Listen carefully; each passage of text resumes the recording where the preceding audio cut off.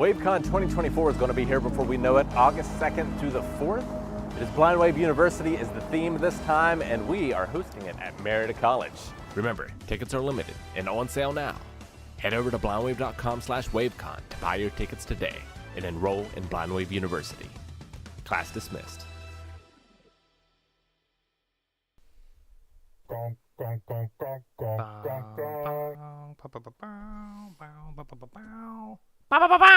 Hey, Eric, what's up?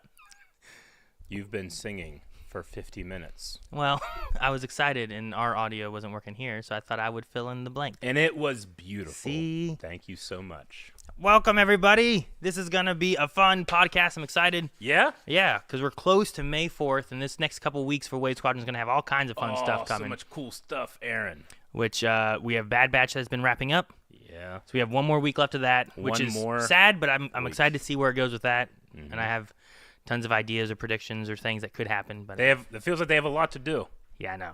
Let's see it. 2 episodes, right? Yep.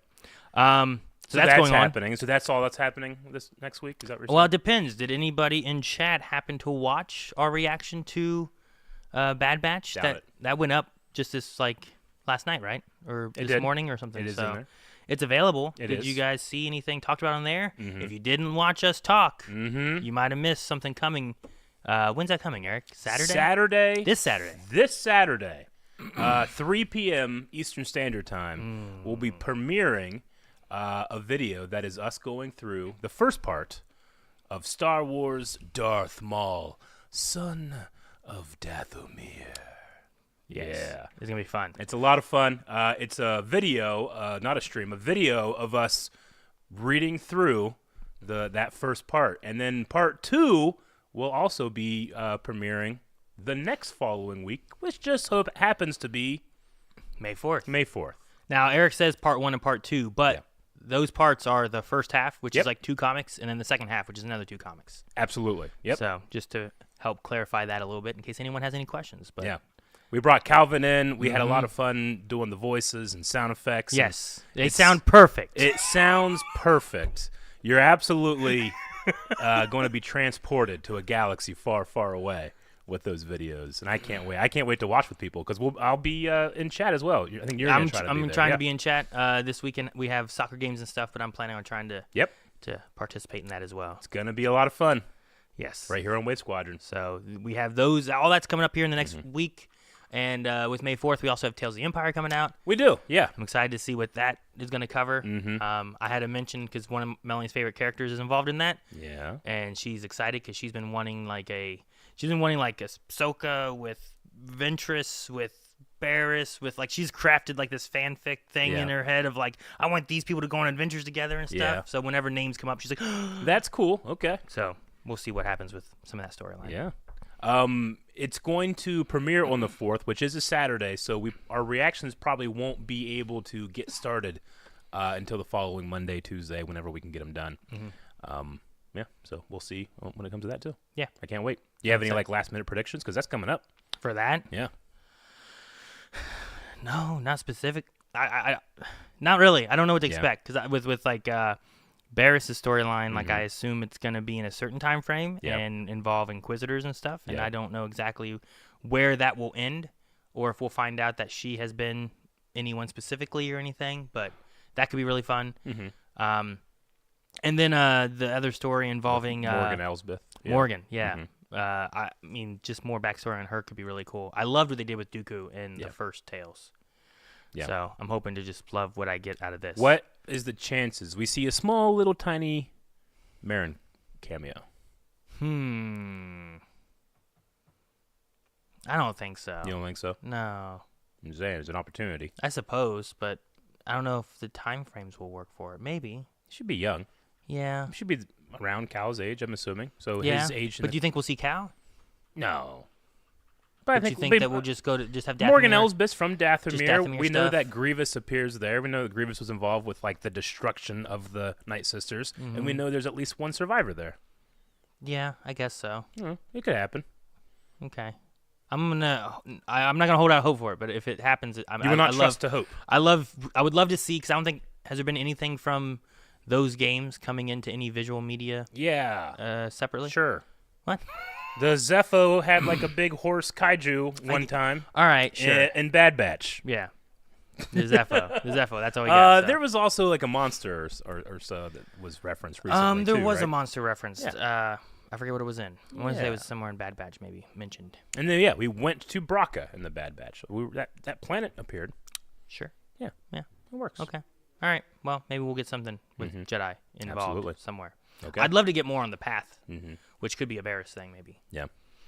Who knows? So, Aaron, today, like what's on the agenda today? Today we had the book Leia. So this is Last Jedi, but also Last Princess of Alderaan. Yeah, it's called like, The Journey to the Last Jedi. Yeah. Leia, Princess of Alderaan. Yeah. Journey to the Last Jedi was a multimedia Just venture. things building up to the next. The Phasma book was involved with that. There was a lot of comic book stuff. We haven't covered that yet either. We haven't yet. So I'll be interested to get to that at some point. Yeah. So we'll be covering that book, which very exciting. Can't wait to get to that. And then we're also going to be covering something else today, Aaron. Oh, everything that's good. No, that's every other Badonkagonk. You're right. Today we're going to be talking about the things that we don't like about Star Wars. Now, this isn't going. You know what? We'll qualify it when we get there. Okay, qualifications later. And I'm super excited to get to that subject because not only are we always accused like you guys aren't critical, you just love everything. Like that's not true. You obviously just don't watch our videos. But two, I don't think people know how to criticize much anymore. It's just good or trash, and they think that's like a formed opinion. Sure. You know, so maybe we can talk about things that we don't like in a way that doesn't in a constructive manner. Try to poison all conversation. Sure. No, I get what you mean. There's definitely different ways to go about that. So Yeah, I'll be absolutely. excited to talk about that and see like what our thoughts are like, what Yeah. they differ about, or any of that kind of stuff too. Because I'll talk about it more when we get to it because we'll have time. I have a I'm lot sure. lot I hope to we say. have time. Yeah, But before we get to that, we need to discuss this book, absolutely. Leia, Princess of Alderaan. Now, on my list, this book is one of my least. No, I'm kidding. No, this is Leia, Princess of Alderaan, which is a youth novel, right? Much kind of like the Padme book that we recently read. This is about Leia as a young woman before she becomes the more steadfast, stubborn, powerful lady that she is when we find her on the Death Star Yeah. in Episode 4. Yeah. There's things within this where, like, I was like, okay, so this is after the events of, like, Kenobi. Yeah. And then I think of Definitely. before the events of seeing her in Rebels when she brings those ships to Lothal. Yeah. Like that time. I'm like, okay, so we're in between these parts here. And it's stated, too, in the beginning that And she's like, surprisingly, no continuity error for Kenobi. When I first started getting into it, and there's like one spot where they mention Obi-Wan at one point in this book, and she goes like Obi-Wan Kenobi, but like nothing like that betrays the secret of keeping what happened, Sure. type of thing. So I was like, oh, okay, cool. keeps that continuity Yeah, together it for keeps you. the continuity for me. But she's 16 in this book. Yes. And it's her. I thought it was interesting. They have like a naming ceremony that they talk about the early day of on. declaration. Which, or basically whatever it like, is. well, we've adopted her, and here's like she is now one of the Organas. Yeah, did we ever know that the Organas just kind of openly say, "Oh yeah, that's our daughter, and she's adopted"? I don't know. I don't recall it. I feel like it's at some point like that's a fairly well known thing, right? Okay. 'Cause I guess I always even Leia knows of her. No, yeah, mother she and does, stuff, but right? I always assumed they kind of, to sell the deception, like posed her as their daughter, but I might be incorrect about that. No, but one thing too in this book, and it was later on Yeah. into the book too that I like is One point that they kind of bring up a few times throughout is that Bria, her mother, Bale's wife, has a palmonode in her chest that glows, and they keep talking about her accident and stuff like that too, where it seems to have been like heart/lungs, things gave out, had problems, and they replace it with like a bioengineered mechanical element that can keep her alive. And I thought it was interesting. They said about that, and then when we get closer towards the end, it's described as like, well, this occurred when she was younger. Yeah. And in order to keep her body from going through any more strain, we decided to not have kids, and that Bale and Bria would adopt. Sure. So it seemed to be a thing where it's like, it's fairly well known that she had this injury and that they were going to go for an adoption. Yeah. So I think that kind of covers a lot of that, where it's like, well, this was what they planned and what they announced, and here's where they went with it. So. Gotcha. But yeah, I don't know how often I would have thought about how many people know that she's a adopted princess. Gaming Walrus says in chat, in Obi-Wan Kenobi, her cousin mentioned that she wasn't a real Organa. And yeah, thank you so much. I completely forgot about that. It definitely is a thing. It's just not something I really consider too much, as this book kind of makes you consider, primarily because of one major character cameo thing that happens in the book that shocked me. Oh, okay. Like sure. crazy. And it's actually towards kind of the first half of the book too. Yeah, you're looking at chapter 12. Yeah. I know that you have much more thorough notes than me. I tried. So this time I tried to like write notes per chapter in a way to try to help myself retain and remember different things that happened throughout the book and stuff too. Yeah. So no, in the very beginning, we set up for her to basically become heir to the throne. Like, she has name Organa, but she doesn't have the heir to the throne aspect yet. And she has to go through. She has to earn it. Her mind, body, and heart trials. Yeah, sure. Which she stipulates is going to be a mountain climb up to this peak in Alderaan, which her mother also did whenever she was vying to be princess and heir to the throne. She also was joining the apprentice legislature, which I thought was interesting. It kind of it's like a youngling model UN, something along those lines for like people in the Senate. Padme kind of talks a little bit about something like that with Anakin, right? She talks about how she met a boy, and was it the apprentice legislator then? It might have been. It was some type of like junior politics, government, something, you know, a debate club or mock government. But she mentioned something like that, so it kind of matches in that regard. Yeah, with Paulo. Anakin's like, all right, enough. Or something like that. And then she also wanted to have like some humanitarian aid that she was going to cover as well. Yes. So that was like her body, her heart, and her mind were all going to be with these. The other main thing that I had from that is I just thought it was neat that they had a terrace mention at one point. Absolutely. In that chapter. They mentioned, this is actually, it's a reference to Nice Old Republic, because Terrace is the first planet that you're on in that game. It's also a Rogue One cameo as well, because Tierna Pamlo is the senator from Terrace. She's one of the senators there saying, we can't go and fight the Empire there on Yavin at the end of that movie. Gotcha, okay. Yeah. As is Vasp Vaspar, who appears as well. Vasp Vaspar. And the only reason I know Vasp's name is because his actor's name is Fars Fars. Fars. And they were just like, Wait, Fars. That's funny. The actor's name? The actor's name is Fars, so they called him Vasper. Okay. I was like, that's kind of funny. But he's another senator. I can't remember exactly where he's from. I think he's from like a sector, not just one planet. Gotcha. But okay. Another rebellion character that we see in Rogue One that's kind of like littered in here. Yeah. I didn't catch that one, but that's cool. I like finding those little connections. Yeah, me too. She did. I think Pamela was in Bad Batch as well. Bad Batch, I haven't rewatched a lot of Bad Batch like I need to, so I haven't retained as much information. Gotcha. Pamela was in Bad Batch. Yeah. I'd have to see again, but I forget where it was. Yeah. But I thought it was one of my favorite things. Not one of my favorite things, but one of the things I liked early on was she first starts her humanitarian adventure, I guess. Yeah. And I've never heard it in outside circles. Typically, the ship from the very beginning of A New Hope, we would talk about, and they don't really say the name very often in movies and stuff, but they said it a lot in this book. They did. And I don't know if they said it wrong or if I've always said it wrong, but every time they said it, it caught me. Okay. Because they called it the Tantive 4. Yeah. and I've always heard it's just the Tantive 4. Oh. And I was like, is it Tantive? Have I been saying it wrong all this time, or is this a different pronunciation? Tantive or Tantive? Yeah, the Tantive. Tantive. Because I think it's just Tantiv, right? Tantive.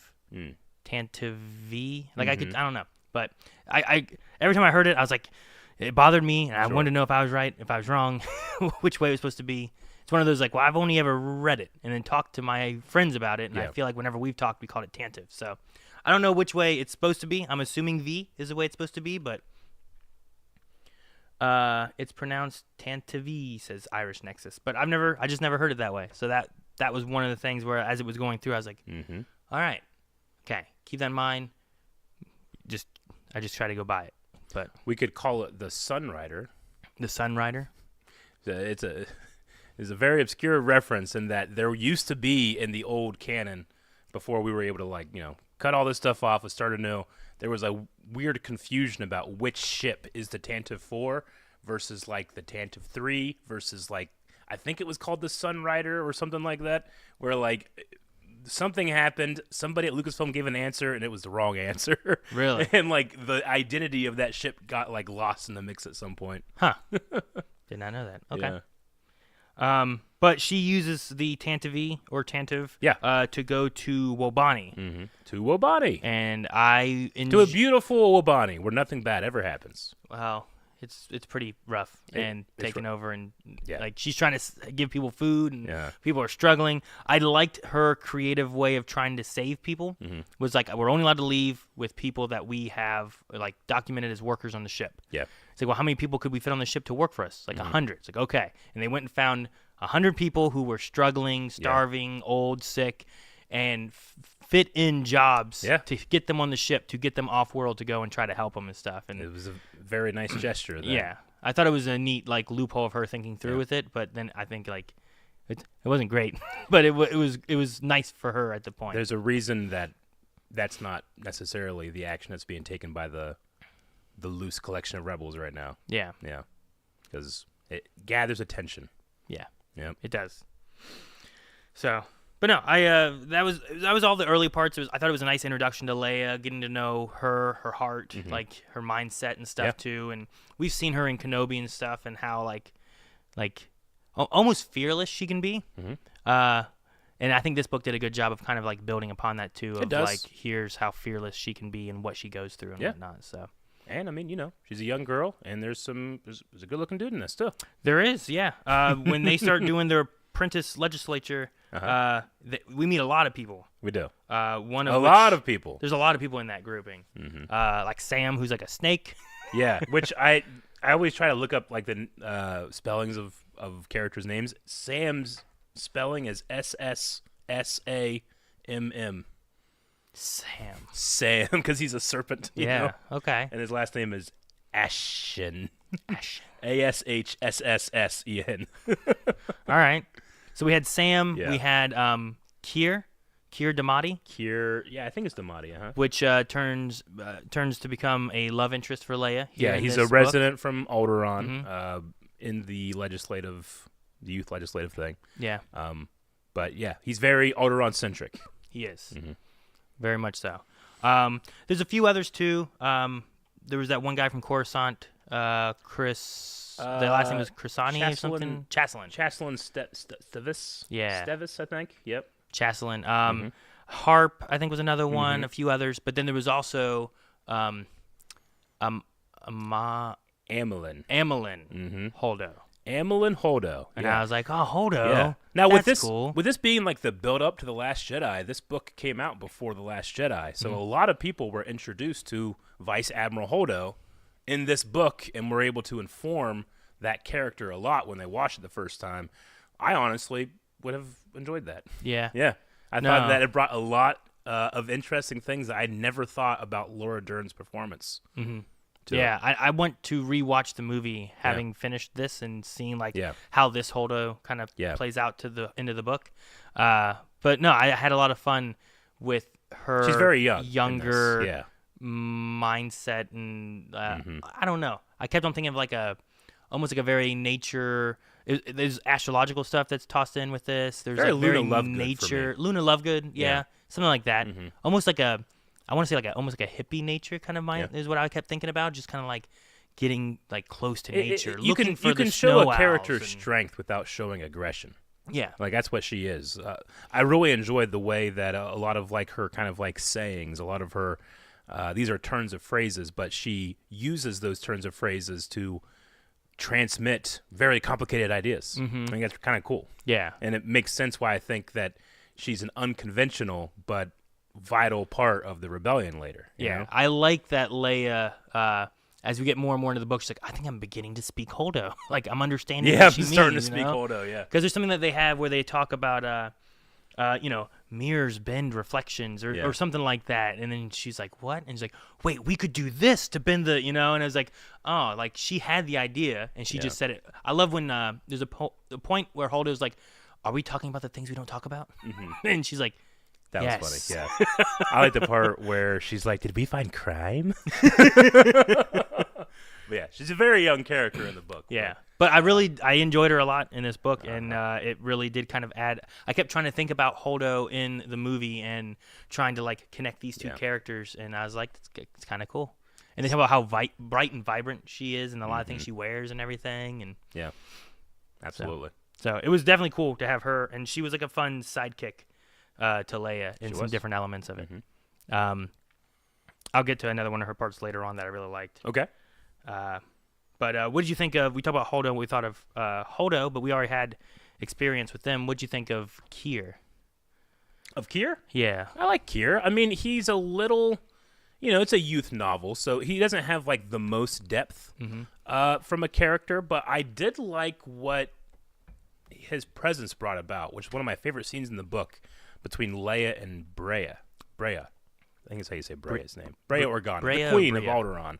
In that, they're kind of discussing that Leia has a love interest, and Brea has this line about how, like, I kind of was hoping, like, your first, love interest would be a little bit more of a bad boy. Yeah. He's a little too put together more, for being your first yeah. one. Yeah. You need a little bit more of a, and she uses the word scoundrel. Yeah. Which I will forever inform that when I'm watching and Leia's looking for a word for Han. Now when she says scoundrel, that word is a lot more loaded, right? Because it's exactly what Mom was talking about. Yeah. No, it was. I did like that, and I thought of that too. Yeah. I definitely couldn't like not think about that and like the future of Leia. Same thing with there's a similar conversation. It might have been the same time when talking about I think they were going to a dance, and there's all this stuff with like rebellion, the Empire, like stuff that's heavy, weighing on Leia heavy. more so. Very heavy for preteens. Yeah, and Brea has this moment where she's like, you should dance when you can because you don't know, what you're gonna have. But within all that, she's also like, go spend time with your friends. Yeah. Your home will always be here. Yeah. And I'm like, how? It's such foreshadowing, but like, how would you expect? Like, well, at some point, this planet will be entirely blown up. It's like, dude, I know. The last line of the book hits hard. What's the very last The line? last lines of the book is like, but at least she has her friends and her family and her planet, and she always will. And then it's in the banana, it's like, oh no. Yeah, it's definitely one of those things where that's kind of heavy, and you're like, well, she doesn't have that, but this build up that she has, learning all these experiences she has, like, I don't know, it really worked really well. I like this book a lot. I feel like I didn't have as much issue going through this one as I have very other books sometimes. Easy to, maybe because it's a youth book too, but sure. But no, maybe it's also because of Leia, and I'm like, and also Bale's just in this, and I love Bail Organa, and I don't feel like you ever get enough Bail Organa in like movies and different elements. You don't, but you get to see a little bit of a different side to him here. You get to see him stress, and treat people around him not like Jimmy Smits, I imagine, does all the time, which is as a gentleman. Sure.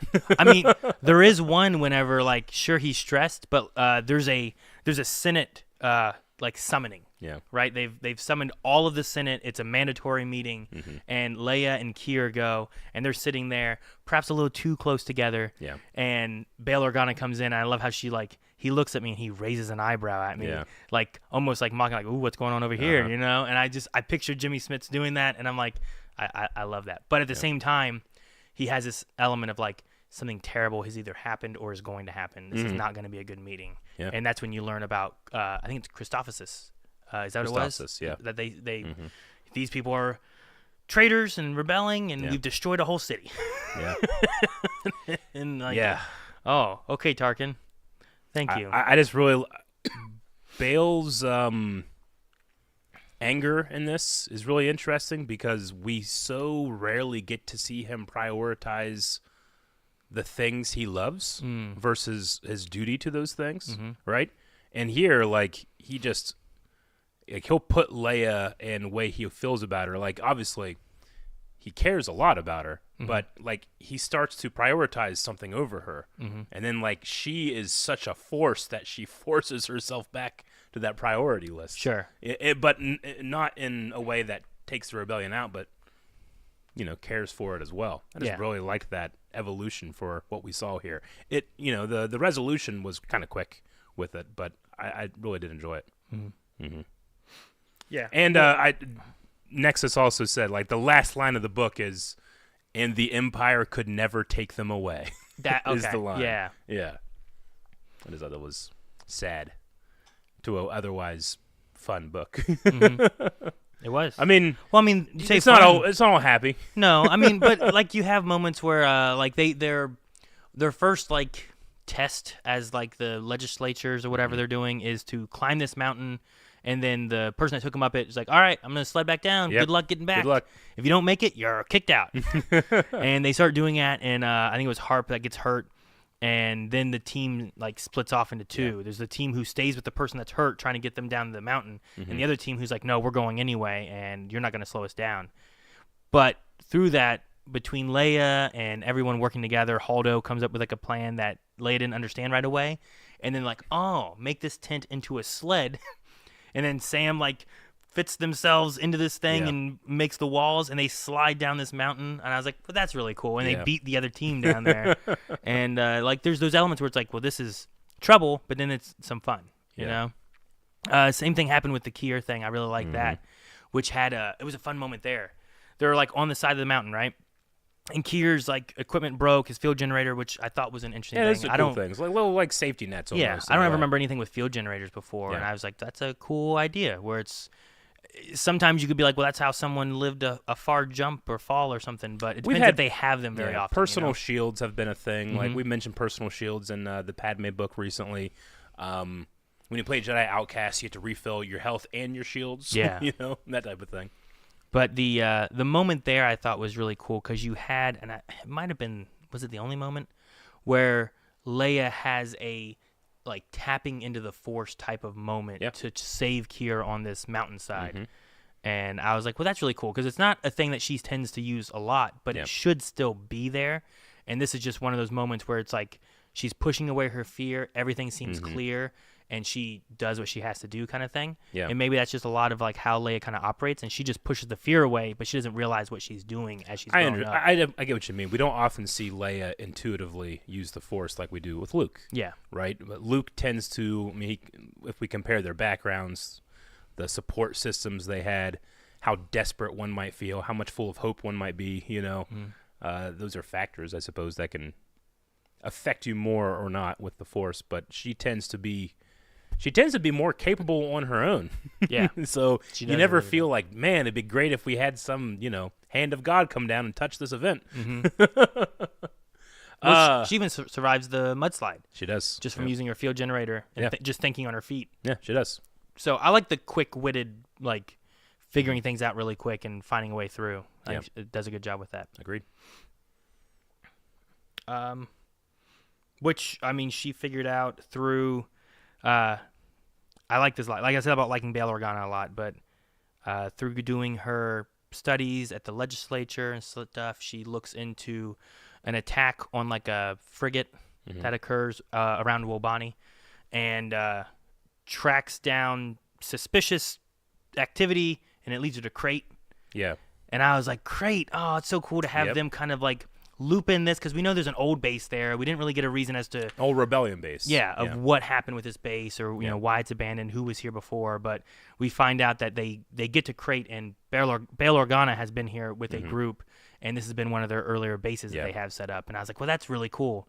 But it's specifically like a strike force, I believe, right? Yeah, he's been slowly building up like an actual like the rebel fleet in a way and preparing for war because there's only so much you can do in this legal like capacity to where the Emperor's not just going to come down and be like, oh, they're against us? Okay, target them, make them the enemy, now they're gone, you know? But that, I think, also shows really well what you were talking about, where there's an element of he's afraid for Leia. Why is Leia here? You know, let's make sure you're safe. But then it flips to being like, wait, how did you figure out where we were?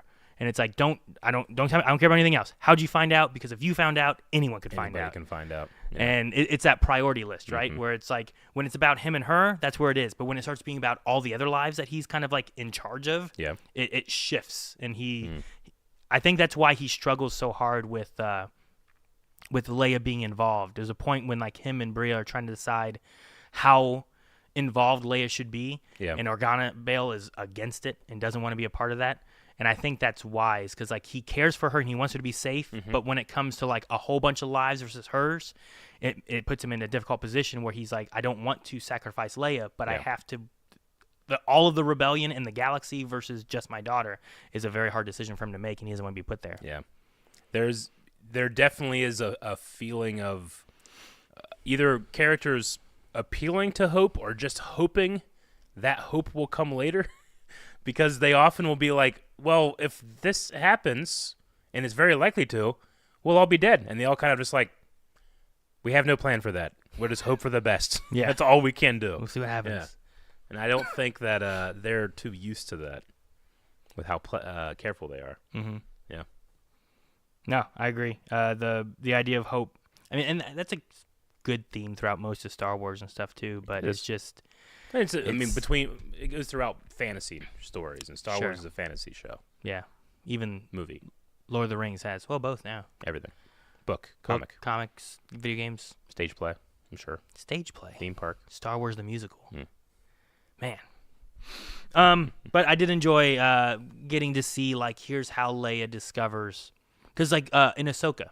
Right, or even what we see in Kenobi, but the Ahsoka book, you visit Bail for a little bit, and there's a little Leia there, and he talks about like how happy he is for her to not be involved with things, and trying to keep this away from her. But at some point, she's gonna find out. Yeah, and you meet Mon Mothma here and some others, and they're like, "You told your daughter about this?" And it's like, "No, she's just smart, and she was bound to figure it out at some point. Like we can't hide it from her forever." And like her and Kia are like crawling through like air ducts or whatever they're doing, trying to like listen in on what's happening and what's being said, and it's that sneaky Leia kind of aspect that I feel like she would have getting into mischief and all that kind of stuff. But I enjoyed the parental aspect of trying to keep her away from it, but then Leia being who she is, where it's like, well, that's not. Yeah, I'm gonna eventually they're just like, all right, we'll rest all of our hope on you. Yeah, that's what we have to do. That's what they had to do, right? So, but there was never a question if they can trust her. It was really just like, is she old enough? Yeah. It's kind of how it felt. Yeah. And then the part that you were talking about probably in around chapter 11, we had Onoam, right? Onoam. The trip to Onoam. Onoam, yes. Where they met Queen Dalney. Dalney. Mm-hmm. And a certain Imperial Moff. Well, yeah, we talked about this before too, because I forget what it was in Badonkagonk, I think. Where we're like, oh yeah, Moff Panaka. I'm like, he became a Moff. It's like, oh yeah, like we talked about how he went in. Was which book was it? Was that in a Padme book? I think it was in a Padme book where he became closer and closer to Palpatine, and was there on Naboo, which was his home world. So he became Moff of Naboo. I'm pretty sure because it's something that I had found when I was studying for Star Wars trivia. I'm pretty sure at one point you were like, I can't wait to see more Panaka, and I remember being like, we might, and it might not be great next time we see him. Sure. But I had no idea this would happen. No, yeah. So we meet the current Queen of Naboo. It's awesome to have Princess Leia and Queen of Naboo Dalmay speak and have a royal conversation, but also one just filled with subtext that no characters except for, of course, Panaka understand. Because, Captain Panaka, we know that he spent a long time protecting the queens of Naboo. Mm-hmm. He probably spent an even larger amount of time trying to figure out which one was Padme. Sure. I bet you he knows her face right? really well.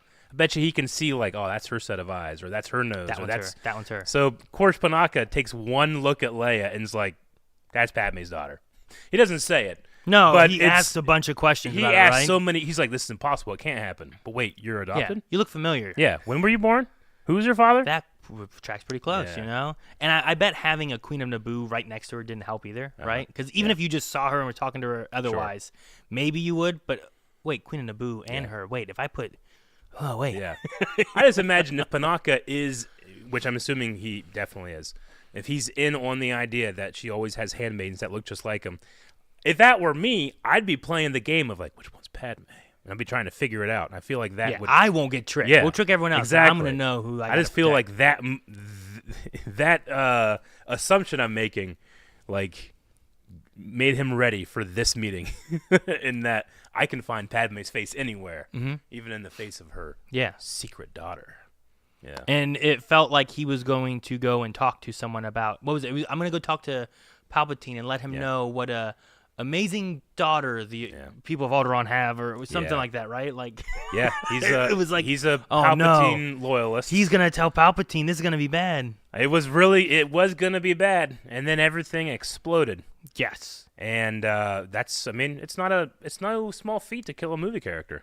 No, and Moff Panaka is no more, and he supposedly never got that message off. I don't think so. And I guess the movies couldn't happen if that was the case. Yeah.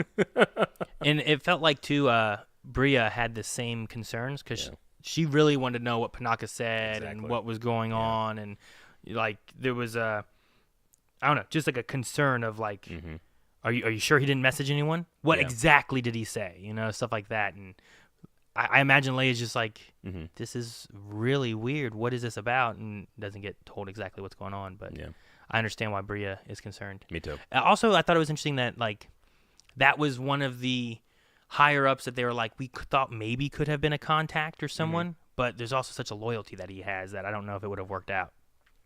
Yeah. I mean, it was nice to hear about, like, when he's saying, hey, I'm one of the good Imperials, is pretty much what was happening. You want to believe it. You definitely do, but I don't think you can be a Moff and be unaware of the terrible things happening around you. Right? I don't think so either. So, thank goodness for the partisans, I guess, in that situation, huh? Yeah. Could you tell which partisan it was? I don't think I could either, but I don't know. I was just trying to, like, I was just curious because I had to memorize all those dudes' names. Sure, yeah. But, yeah, I love any time, like, Saw Gerrera is evoked.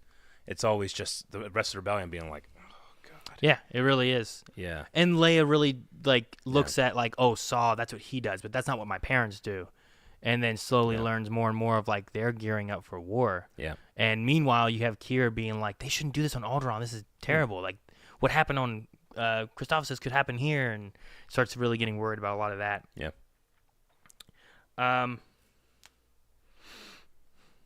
Oh, this is probably my favorite scene, Eric. Oh, okay. So we haven't gotten to mine. No? Not yet. This is, I think we're at the right spot here. Okay. So there is a dinner party. Yep. Is this your favorite scene, the dinner party? Are you going to talk about our boy, the other Moff? The other Moff? Okay, he shows up in it, yeah. It's my favorite scene. Yeah, I think it's my favorite scene of it all. One, like, during the dinner party, too, there was also a conversation at some point about Bail Organa in a hostage situation. Yes. And I was like, oh, that's that Cad Bane episode. I remember that. That's hostage cool. crisis. Yeah, so I was just glad that they kind of, like, put a little nods to things like that happened back in the Clone Wars and stuff. But no, the dinner scene is it's a trick to be able to, like, have people over but then talk about rebellion things. Yeah. But then someone walks in unexpectedly and it's Tarkin. And then everyone's like, oh no, what do we do? And he's like, oh, you know, my carry-on spike. Yep, the carry-on spike. It's breaking down, so we parked here to get it fixed. And I'm sorry, I but was just in the neighborhood. Let me join you guys. And that whole scene I thought was so good, and the way things played out was so much fun. I thought it was hilarious because they're like all sitting there like it's just tense as hell. Like, what do we do? Like, I get it. You're sleeping with my man. It was. Nah, you fucking. What do you mean? No, I'm not sleeping with you. And it went so like trailer park, like yelling at each other. Yeah. And Tarkin is like cringing. Like, what was it? Like, my husband goes to Chandrilla a whole bunch, doesn't he? You know, like, it's like, what do you say? Why don't you just come out and say it? You know, Tarkin's like, I don't think it's appropriate to talk about during dinner. Yeah, I like, and they said that what really set him over the edge was Leia started bawling and going into tears, and he's like, this is not appropriate. Yeah. Look what you've done to your daughter. I will be leaving now. You know, Yeah. I will. I like how he's like, I'll give you a pass because I shouldn't have been here and you took me in when, I wasn't invited. But had this been like an actual meeting, this would not be appropriate. I loved it. I just love the weaponization of drama and cringe. Yeah. Tarkin's just like, oh, God, not while I'm here. Oh, man. But that's I gotta go. That's the moment there, too, when they were like, Leia, it's not real. She goes, I know. He's like, wait, your daughter knows you let her know about this stuff? It's like, we couldn't stop her. But that moment there was just, I loved it so much. It was just very funny. And I'll agree. It's probably my favorite of the entire book. Yeah. I think I just love it because, like, it's that political thing where they have to trust who they can trust. And even later on, there's like a member of their group that they were like, I think he might be talking to the Empire. Yeah. It's like, well, we'll paint him out and you know, trick him with what we've got. But there's such this chess game that like Mon Mothma and the Organas and whoever else they can kind of put into there that like we have to be really careful with who we trust and then work our ways around making it seem like we are just in the open and as innocent and open as we can be. And that was such a great way of like how do we look like we don't care about things while caring about them a lot? Yeah. Yeah. It's like, well, let's talk about things that no way Tarkin would care about. You're sleeping with him. You're banging Mon Mothma. I really enjoyed that. So, but yeah.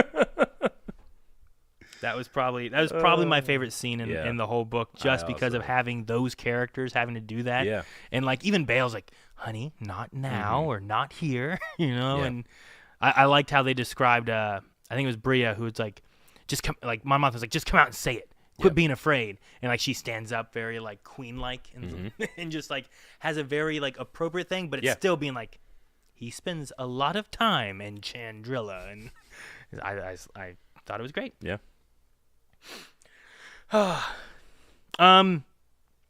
We also we were talking about some characters with like Kier and love interest and that kind of stuff. There was like it makes sense too, this being like a youth adult novel kind of thing, like a young adult novel. Like there's a fairly steamy moment in the book that like is also fairly tame at the same time. It's tame. It's right? tame enough. Yeah. I thought it was really. It's Star Wars appropriate, I think. Yeah. Leia's always had like her buns and different hair things and stuff done, and I thought it was interesting to learn that. Buns. I don't remember ever hearing that Alderaan has like this. What's the word I want to say? There's like a. And there's Star Puffs in universe, by the way. Star Puffs. Is it the name of her hairstyle? The buns. Yep. That's called Star Puffs. Star Puffs. Okay. Yep. But no, the why it's transitions is stuck in my head, and that's not the word I want. Traditions. The tradition of the braids, where like there's different meanings between them, but one of the most intimate things you can do is have someone else take your braids out. And there's a moment where like there's a dance going on, and Kier and Leia are there, and Leia's like, hey, why don't we get out of here?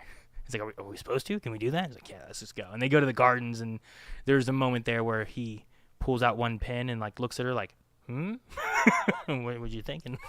And she's like, turns around, lets him take out the rest and stuff. And I was like, this is a intimate scene, but it doesn't. Woo. Yeah, but like I forget what the last part was, and it's like, and they they continue to enjoy their night, or whatever it was, and I'm like, ooh, what happened here? Right? Okay, yeah. So, but I thought it was fade to black. I thought it was Tommy Wiseau couldn't do. Yeah, I thought it was a good way of like also introducing some Alderaan lore and tradition and stuff like that too, but also having like Leia has a love interest before. It makes sense that she would, and here's Han had a love interest before. We saw that. Yeah. Daenerys. Were they both the same name? What? What was Han's girl's name? What was her name? Kira, right? And what's this guy's name? Kier. It's like the same name. Damn, that's real close. Huh. Kier was just a Crimson Dawn secret agent. Yeah, that would be funny. It's pretty close, yeah. I enjoyed. Did you catch the? I would assume Millennium Falcon nod. Yeah, they said a YT freighter. I mean, yeah, but they also said, like, it looks really cruddy and, like, probably could get some work if we did, could have been. And I was like, is that the Falcon? Is Yeah. that what that is? There was actually some pretty secret cameos in this. Yeah? Like, I'm pretty sure Krennic appeared at one point. Krennic did? They said a guy in a white suit. I remember him coming in a white suit. Yeah, I was just like, I'm pretty sure he's like buying stuff he's buying spare Death Star parts. Y'all got any Death Star parts? You know? I don't remember that part. That's him. You guys spare Death Star? Huh. And then, they also, they all but name R2. I don't know why they don't just call him R2, but R2 appeared briefly. He was scanning a planet for her and stuff. But they never information. said R2. I was like, say R2, come on. Maybe she didn't know what the droid's name was. Maybe. But with the moment she was going to try to find a ship, I like she gets called into like Tarkin's office and goes and talks to him, and the whole moment is like a test for her, right? And he's trying to like see where she lies and kind of like hinting that her parents are going to be dead. Yeah. But then also like names a planet that or a system to try to see if he can get any information from it. But before all that, I like that she's like, all right, go in, be proud, and no.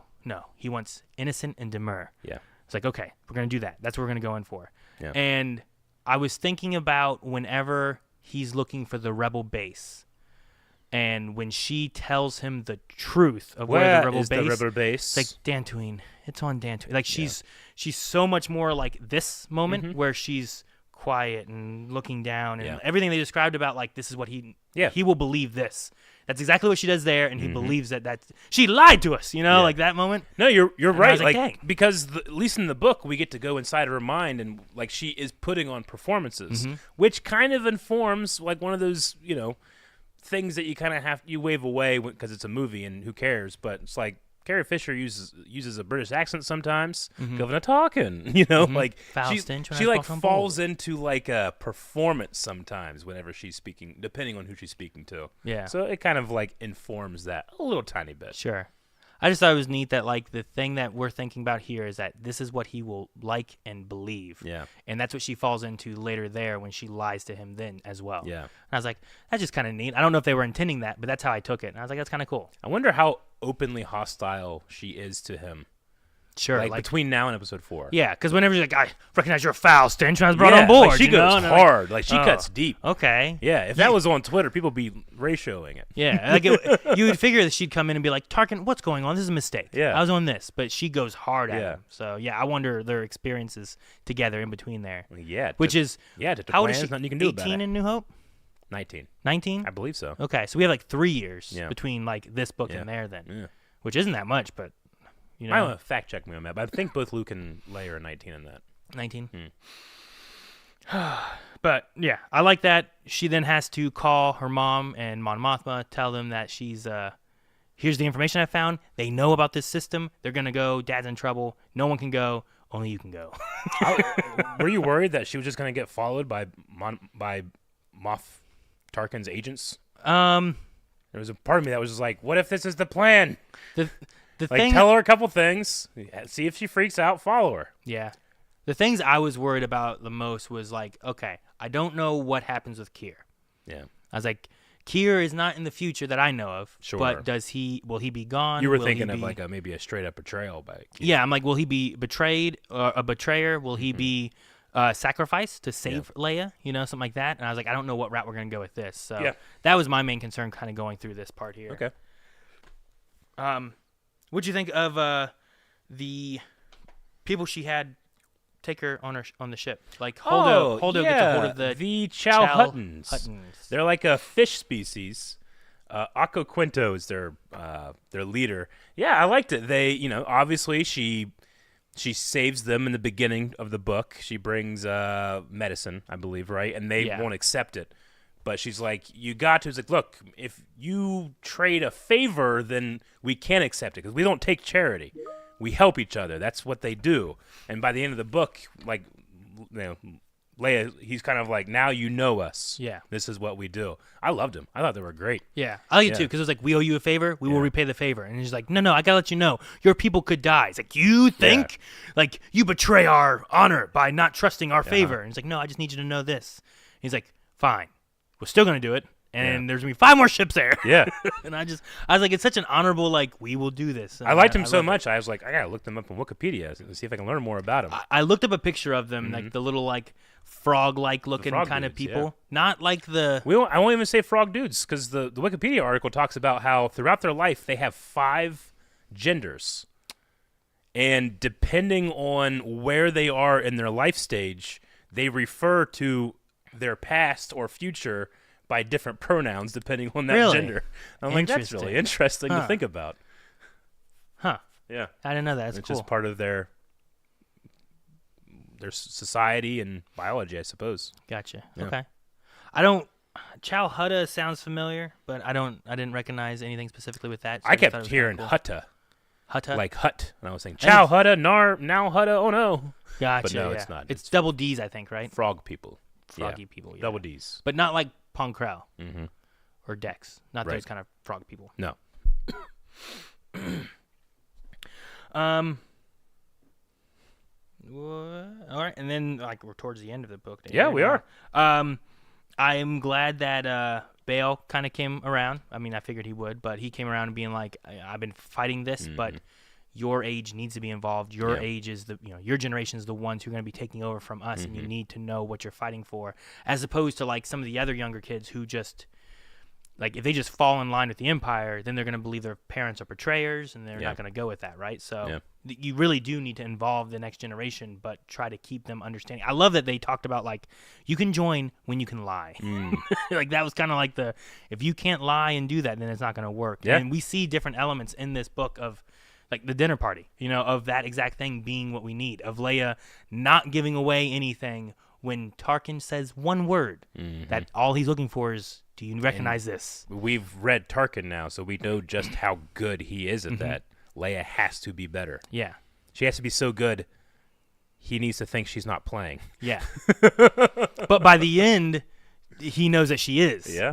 Like, he has some kind of comment. I didn't write it down, but I don't remember exactly what it was. But he had a comment, and I love getting in Leia's head and being able to be like, he knows. Yeah. He's this comment is meaning this, this. Like. Yep. So I like that. But no, Bale was glad to bring Leia and get her involved. I loved in that moment too when she shows up and she's calling him, and he's like, Leia, what are you doing here? It's like, they're all coming. It's like, get on board right now. Get on board, 10 minutes. Like, I'm not gonna. We will argue or whatever later. Now is about the rebellion. I think the line is like, Bail Organa is the kind of person that knows when it's time to argue and when it's not. And I'm like, oh, I love those people. Yeah, they're never in TV shows or movies. No. There's so many TV shows where like that's exactly the opposite. It's like, this is not the time for this discussion. Yeah. Talk about who cheated on who later. There's a bear chasing you, or whatever it is. Like, don't do that. And then my favorite Holdo moment happened after going and saving the rebellion. Okay. I don't know if you remember this part or not. But the astrology stuff. Yeah. Yeah, no, I thought that was awesome. I loved it. Took me off guard, too. Yeah, it did. Yeah. It did for me, too. No, Kier has arrived. His whole plan was to take information about this rebellion fleet, give it to the Empire, and try to void Alderaan of any blame or whatever, and kind of like, just look, we're all fine. Our planet is safe. We talked about how he was like very Alderaan, like heavy on like Alderaan first. Yeah. So that's what his goal was, and there is such a. I kind of like the way the book did the Kier stuff, because you have the element of him being like, here's the stick, take this, promise me you'll do this. And she goes, I promise. I'm like, dang, man, Leia just lies right to him and stuff. Lie. And I was like, good. I mean, you got to save the rebellion. I understand that. And he can die in peace, so. Yeah.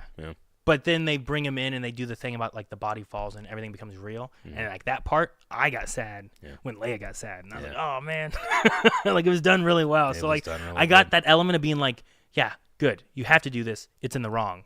But then I got the other element of it when they had the body on the floor thing. And I was like, So I like that a lot.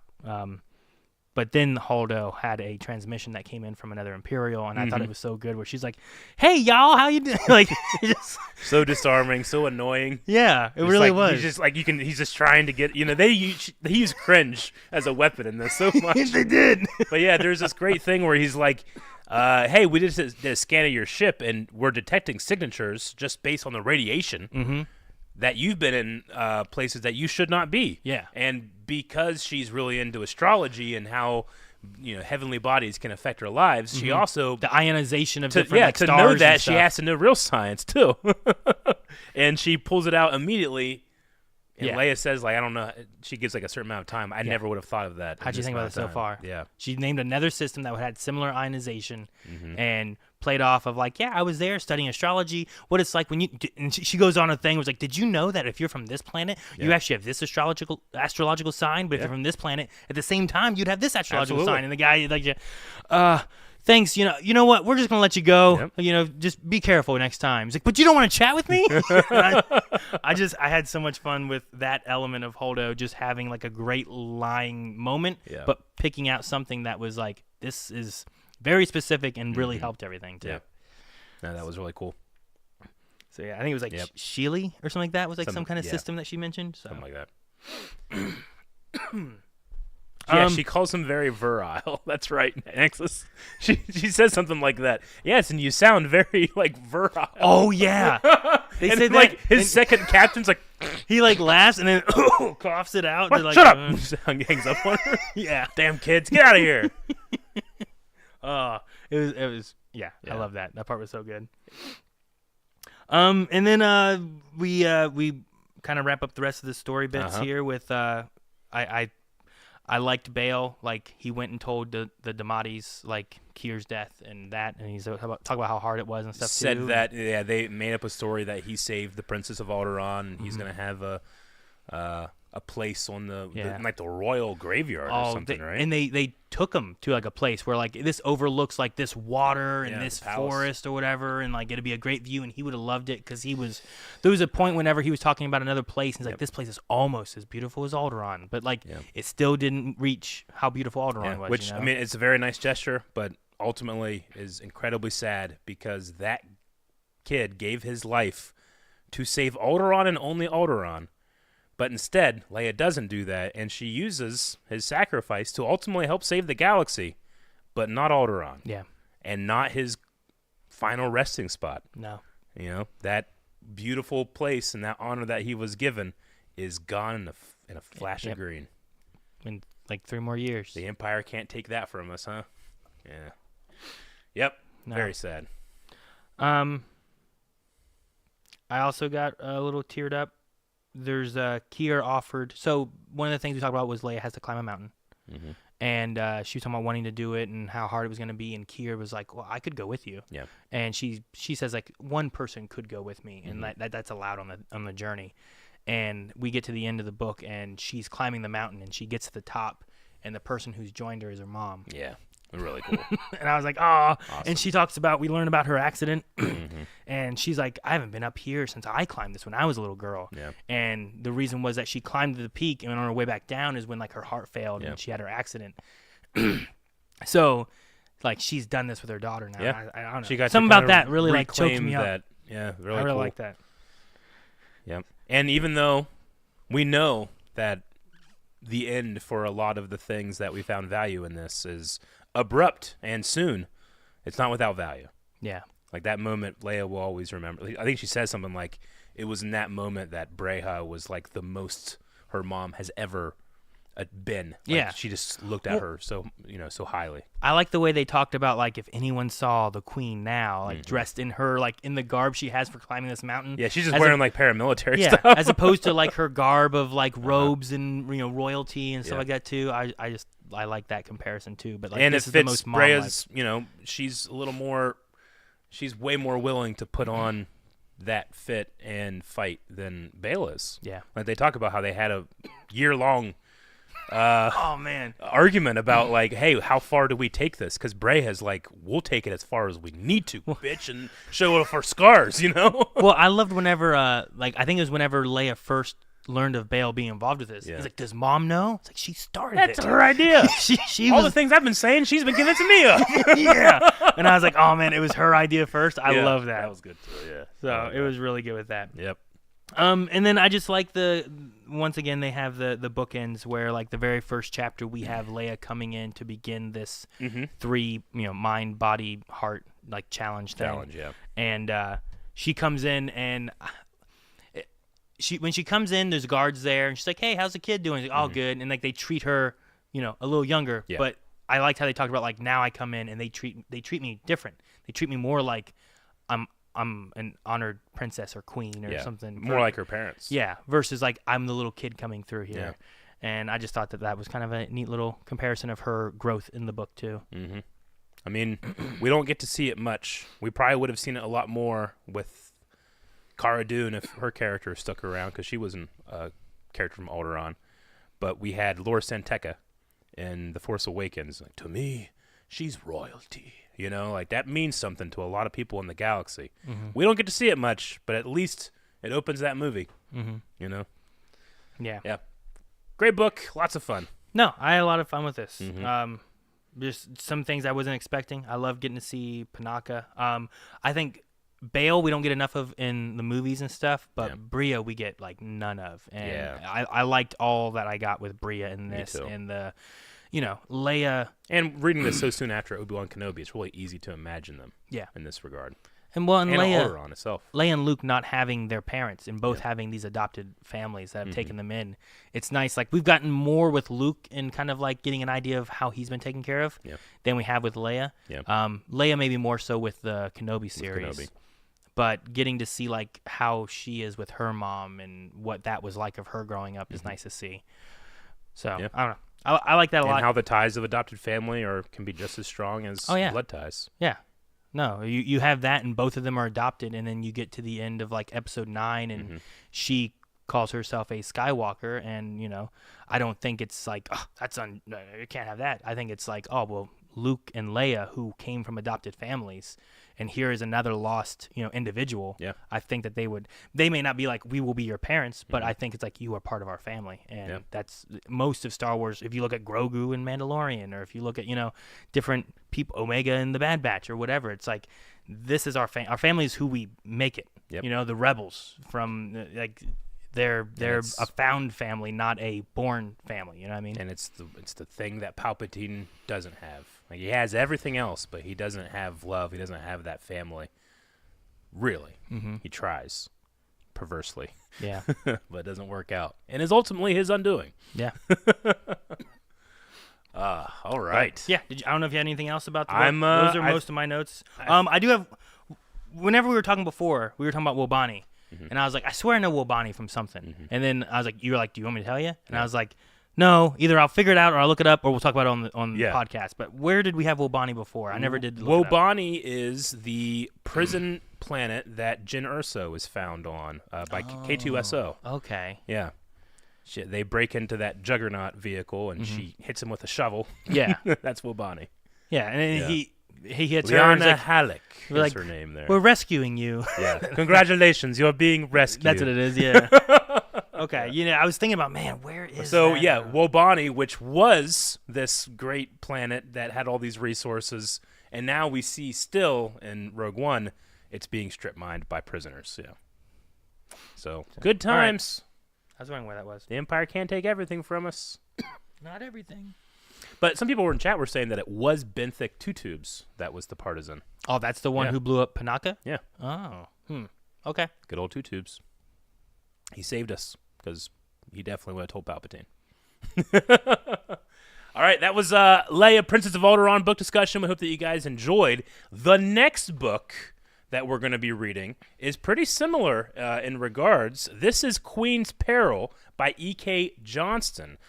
This is the second of the Padme trilogy. Okay. Though, curiously, this one is going to be taking place before the last one. This one's a prequel to it. This one is going to be taking place 32 years before the Battle of Yavin, which just so happens to be the year the Phantom Menace takes place. And next month in May just so happens to be the 25th anniversary of the Phantom Menace. Oh, what? So we will be returning back to that time. Sweet.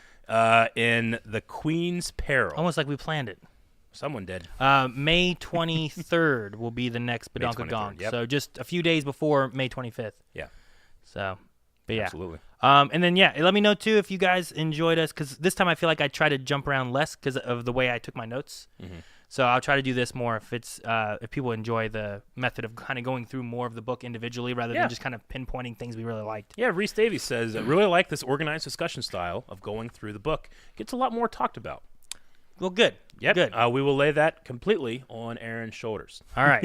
I'll work on that. No, sometimes I'll just be like, all right, I'm going to listen to my book here, and I'll take my little pad, and I'll just be listening, and I'll be like, oh, jot that down. Gotcha. And jot that down. See, when I listen, I'm mowing the yard or I'm doing something. I got to occupy my hands or else I lose track of my mind sometimes. Gotcha. Yeah. Sometimes I'll start doing other things, and I'll be like, shoot, what they say? And yeah. I'll rewind it back, and then okay, yep. it was that. And then I'm like, I remember this.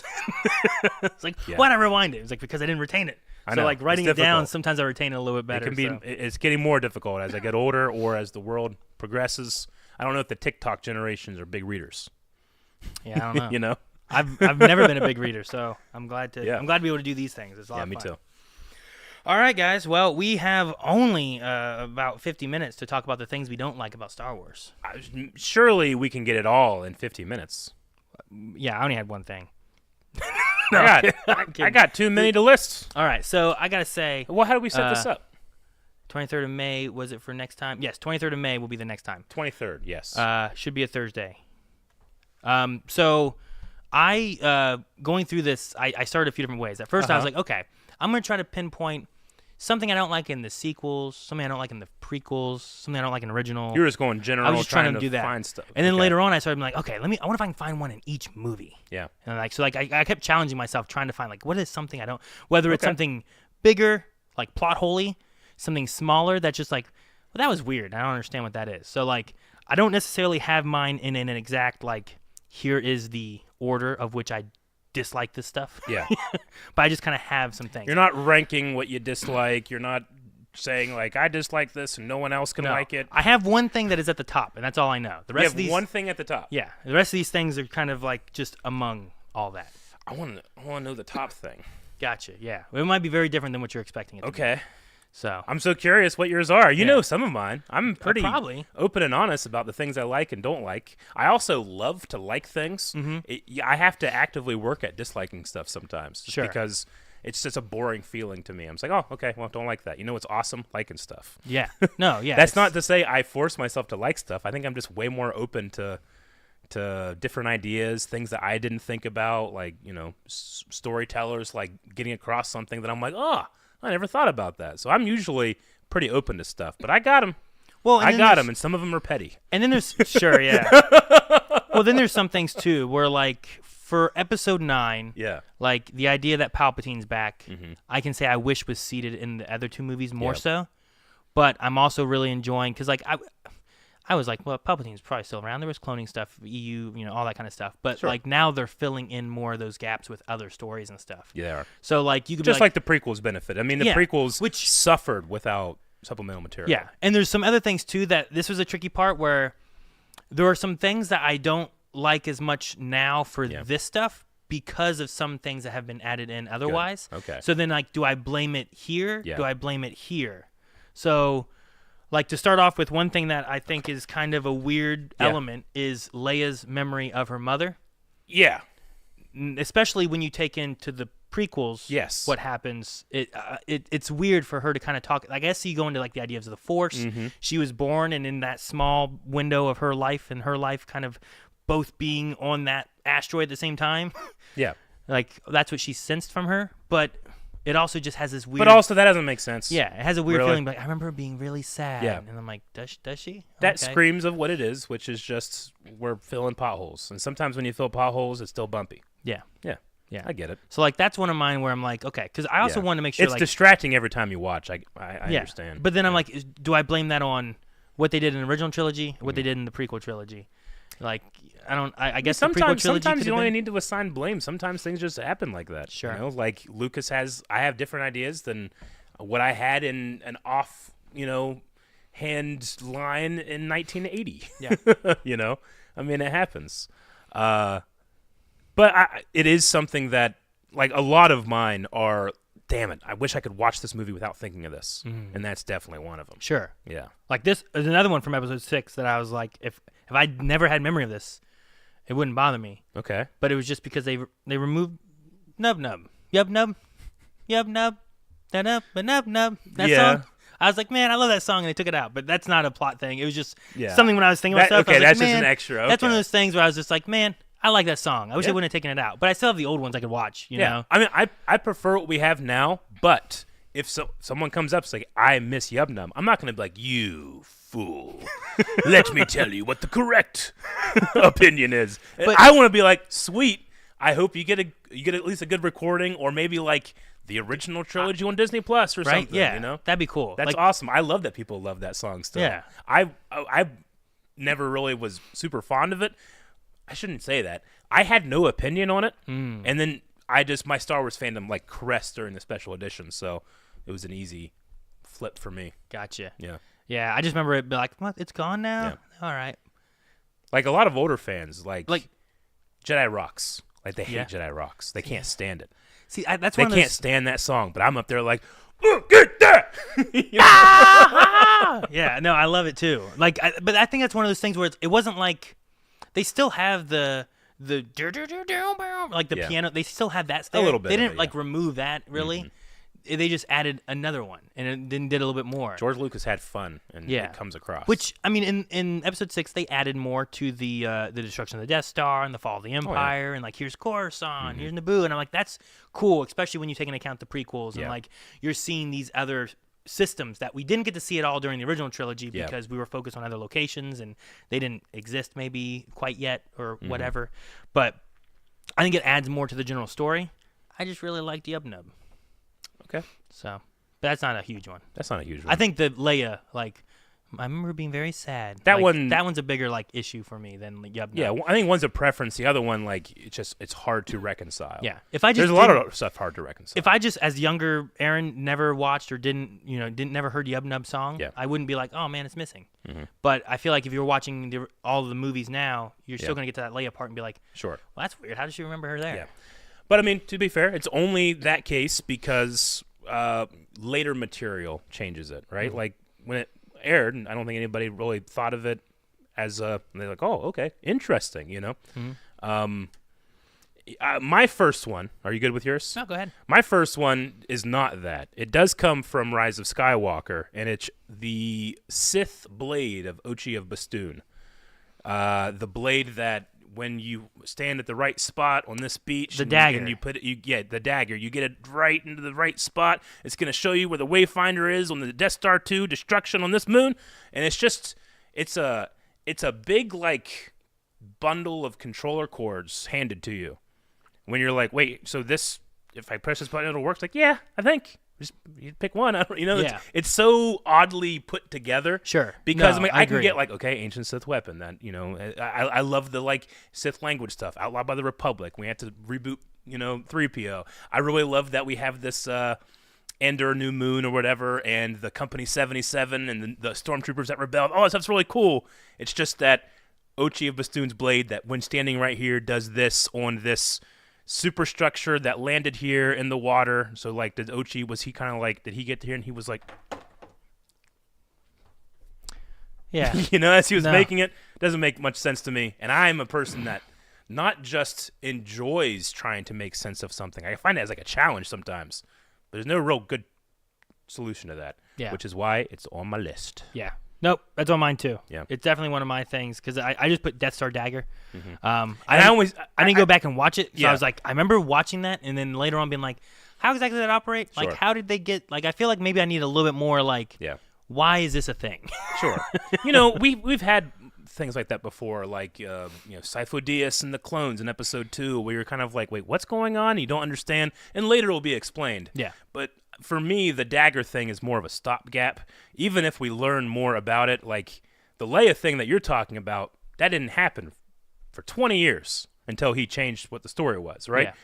Whereas in this movie, I am presented right now, it doesn't work for me, you Yeah. know? So that's why I had to put it as more egregious for me, as something I hate. Yeah. Yep. Yeah. No, I agree. I had it higher on my list just because like it's one of those things where I was like, I just Gotcha. don't get it. Either we Yeah. needed more then or something. Mhm. Like the Leia thing, you're right. Like I didn't need more back whenever I was only watching episodes 4, 5, 6. Yeah. And then once we get to 1, 2, 3, 4, 5, 6, you're like, okay, well, that doesn't quite work as much, but maybe we can learn more about that at another time or something. But all right, we're getting spicy. I want one that you have that I don't agree with. One, I don't like that they only ever used force speed in episode 1 to get off that dang ship, and we've never used it again. One of mine is force speed. Okay. So I think it's one of the dumbest force powers that's never been brought up. Ever. It only is there and never again, right? Yeah, but then you play Knights of the Republic or Jedi Academy, and you're the fucking Barry Allen, you're the Flash, baby. I'm zooming. Yeah, it's I know. awesome. Never happens. No. It should not have been in there. They should have been like, Master Destroyers! Just run away. Instead, they're like, psh. And then they take off. I feel like there's so many times maybe it could have been useful, or we could have used it again, and we've never seen Obi-Wan even in Clone Wars. Like, he could have used it so many times, right? It adds nothing to the scene and only adds, like, well, why don't they use force speed all the time? The constant, you get this from some viewers, like, why aren't they just using the force all the time? It's like, well, they can't. It's a muscle. Can you just always be flexing 200 pounds? No, you idiot. You can't do that. But they never run at super speed like we saw them once. Yeah. In the first movie. Yeah. Right in the very beginning. I remember being a kid, be like, well, that was really cool. Yeah, I know. But then, like, thinking about it now, I'm like, they never did that again. Why'd they never do that again? So, all right, well, I didn't find one that we disagreed on. So that's one that we agree on. No, don't get me wrong. I love force speed and Jedi Outcasts because I can use that. Like, you can upgrade it to, like, level 3, and you literally are just, like, going over and just, like, cutting sorcerers real quick. Then it looks like you're just like, and the sorcerers just fall down. Fall. That'd be great. Oh, man. Anyway, force speed. Force heal is amazingly better as something that just kind of shows up in the movies than force speed was, because that's at least utilized. It makes sense for it to be there. Where does it show up in the movies? Episode 9. In episode 9? Okay, yeah. She heals the That's snake, true. and then they, Kylo heals her, and all that type of thing. I kind of forgot about that. I was thinking of Grogu. Grogu does it as well, yeah. But again, there it's actually utilized. Like, force speed is not. They use it to, like, leave a shot. It's like a transition. Yeah, it's exactly like a wipe. Yeah. Okay. Yeah, that's the one. All right. Okay. I got a decent amount here. Here's one from me. The Petronaki arena battle in episode 2. Mm-hmm. It's a fantastic sequence. But the one thing that bugs me every time I watch it. Geonosians. No. Oh, they don't bug you? It's the way they shot and edited the film together specifically for this scene. George Lucas is like, I'm going to have hundreds of Jedi fight hundreds of battle droids. It's going to be real cool. We'll just shoot. And all they did was they just found a bunch of martial artists. Yeah. Put them on a blue screen with, like, sand. And they're like, all right, fight. Like, fight what? Just fight something. And that's what it looks like. It looks like at one point one lady just like, kicks. Like, there's no action or energy. But most importantly, there's no synergy between the Jedi. I feel like if you nail this scene, it needs to be when 100 Jedi show up, you cannot stop them. That's what it needs to feel like. Sure. And that because then you pay off Order 66 in that I spread them out through the entire galaxy. There's only one per 1,000 clone troopers, because when they group together, they're so powerful. That's what Light of the Jedi felt like in the High Republic. Sure, yeah. In that one, it definitely feels like that. And I feel like you needed a moment like that, and we don't get that moment. One of the reasons, there's a couple of reasons. One is the way it was shot, which it was a lot of just kind of digital elements placed into spots, and there's not, Jedi never work together really. You just kind of see them just doing stuff. There's not a whole lot of agency with those characters. And I had another point too, and I can't remember it right now. Oh yeah, there's also a pretty major deleted set of scenes. Have you ever seen this? Oh, the Ki-Adi-Mundi stuff? Ki-Adi-Mundi leads a Jedi strike team to go, like, shut the droids off, because Lucas is like, well, the kids knew I can turn these off, so they got to go try to turn them off again. So he has all of these shots of Ki-Adi-Mundi and some Jedi, like, awkwardly walking down a hall. Sindralig, I think, was one, right? Was Sindralig in that one? I don't remember if Sin was in that Was he one. not? Okay. But they're just awkwardly doing this for, like, I've seen the shots. deleted scene, and it looks just like like the actor who plays Mundi is like... Yeah. It doesn't look good. It obviously doesn't have the effects done. It would look better with the effects, but it wouldn't look great. And they get there, and they hit the button, and all the droids go, And then they capture them, and then they send them to the group that's captured there. And we see that group being put back in.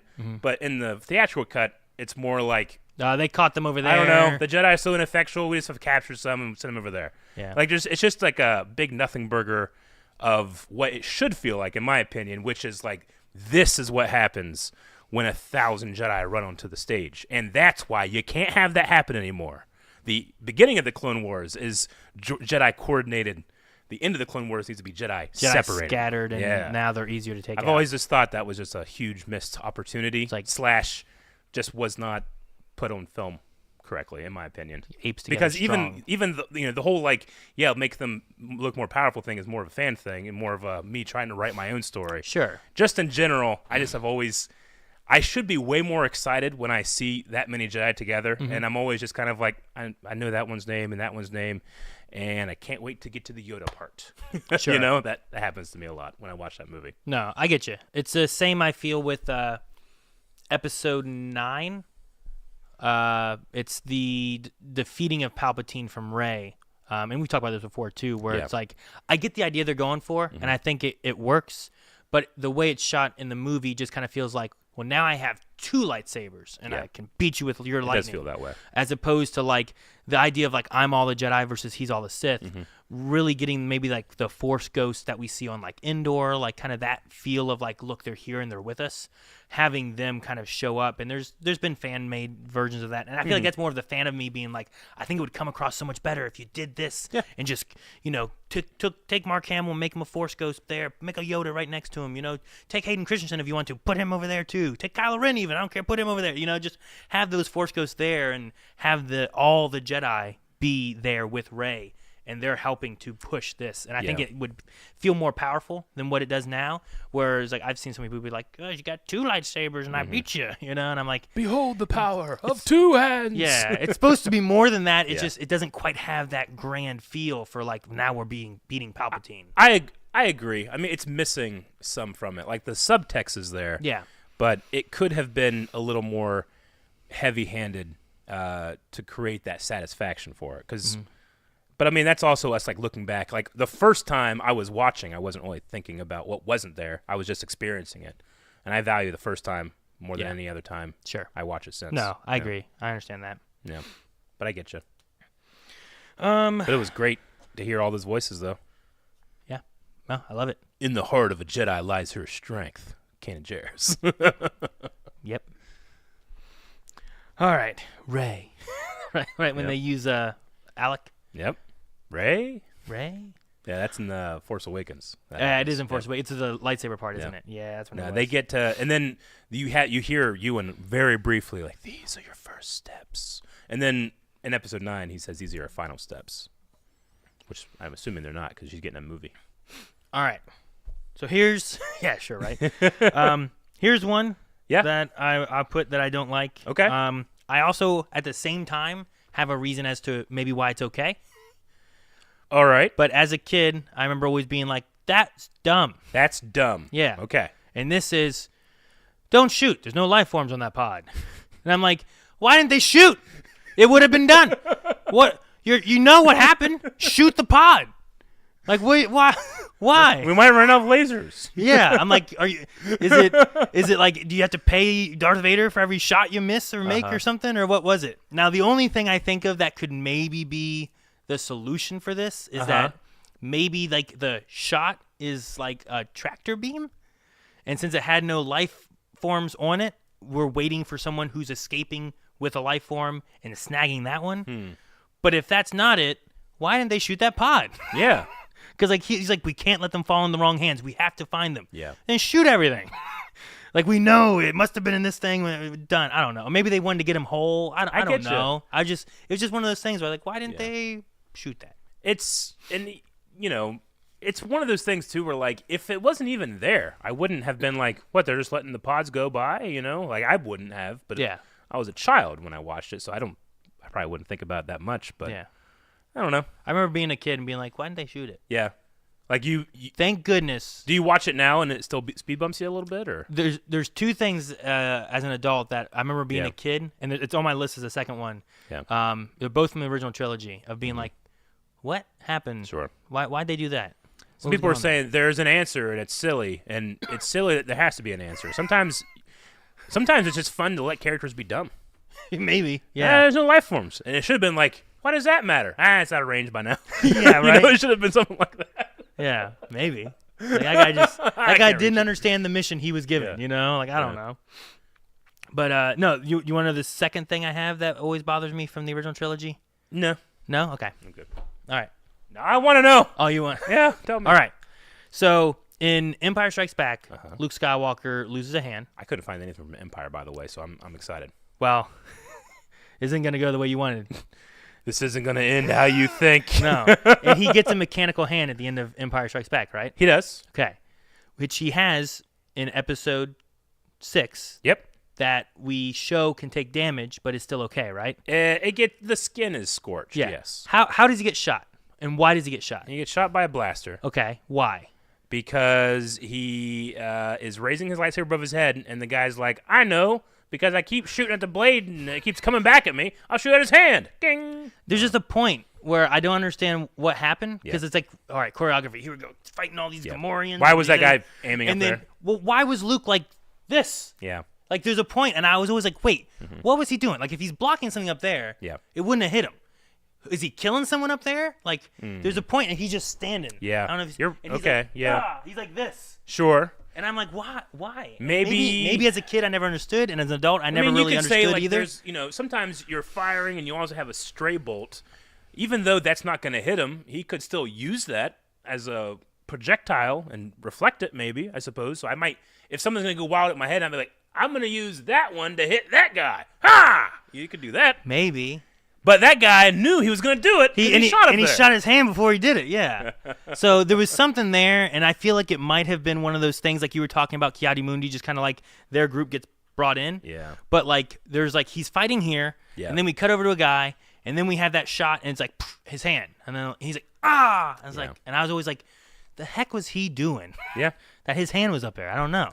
It is a kind of a weird cut too. Yeah. And I mean that's also including the not weird, but very quick cut of seeing Chewie gravely injured in that as well. And then but it happened so quickly I didn't notice it for 20 years. Yeah. I remember us talking about that. Yeah.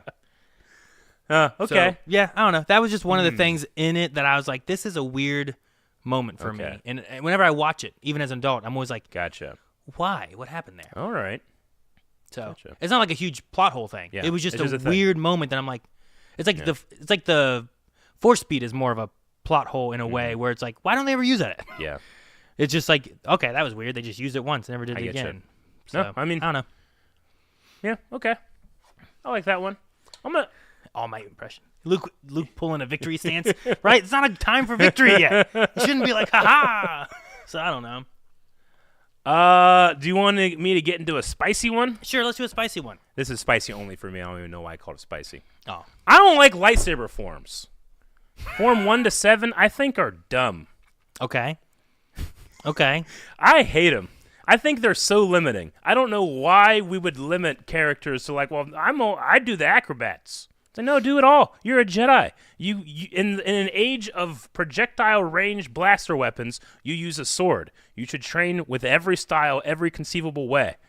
You know, the limits that they put upon these characters to give them D&D like attributes is silly to me, and I've never liked it, ever. So, what are your feelings on martial arts? I like martial arts. Okay. Do you know how many different types of martial arts there are? And that's all like I have no weapon and I'm fighting with my hands, right? Yes. Some people will study only karate or only aikido or only, all these different forms. They'll do only this one. But there's so many different ways of doing that too, where it's this one is more about using your opponent's momentum or about joints, or this one's about striking. Yes. I feel like the forms for lightsabers are similar to that kind of stint, right? Like I agree, but wouldn't you say like some of this our best fighters in the world are on a stage where they use mixed martial arts? And they use different things like jiu-jitsu from here, striking from here, boxing here, wrestling here, and they use whatever works in the moment. I would agree that some of the best fighters take a balance of different elements from it. Like, they aren't a master of Aikido, and they might not be a master of karate, but they might maybe they were a master of karate and they're supplementing and adding elements of like Aikido or Tai Chi or anything to help complement what they do.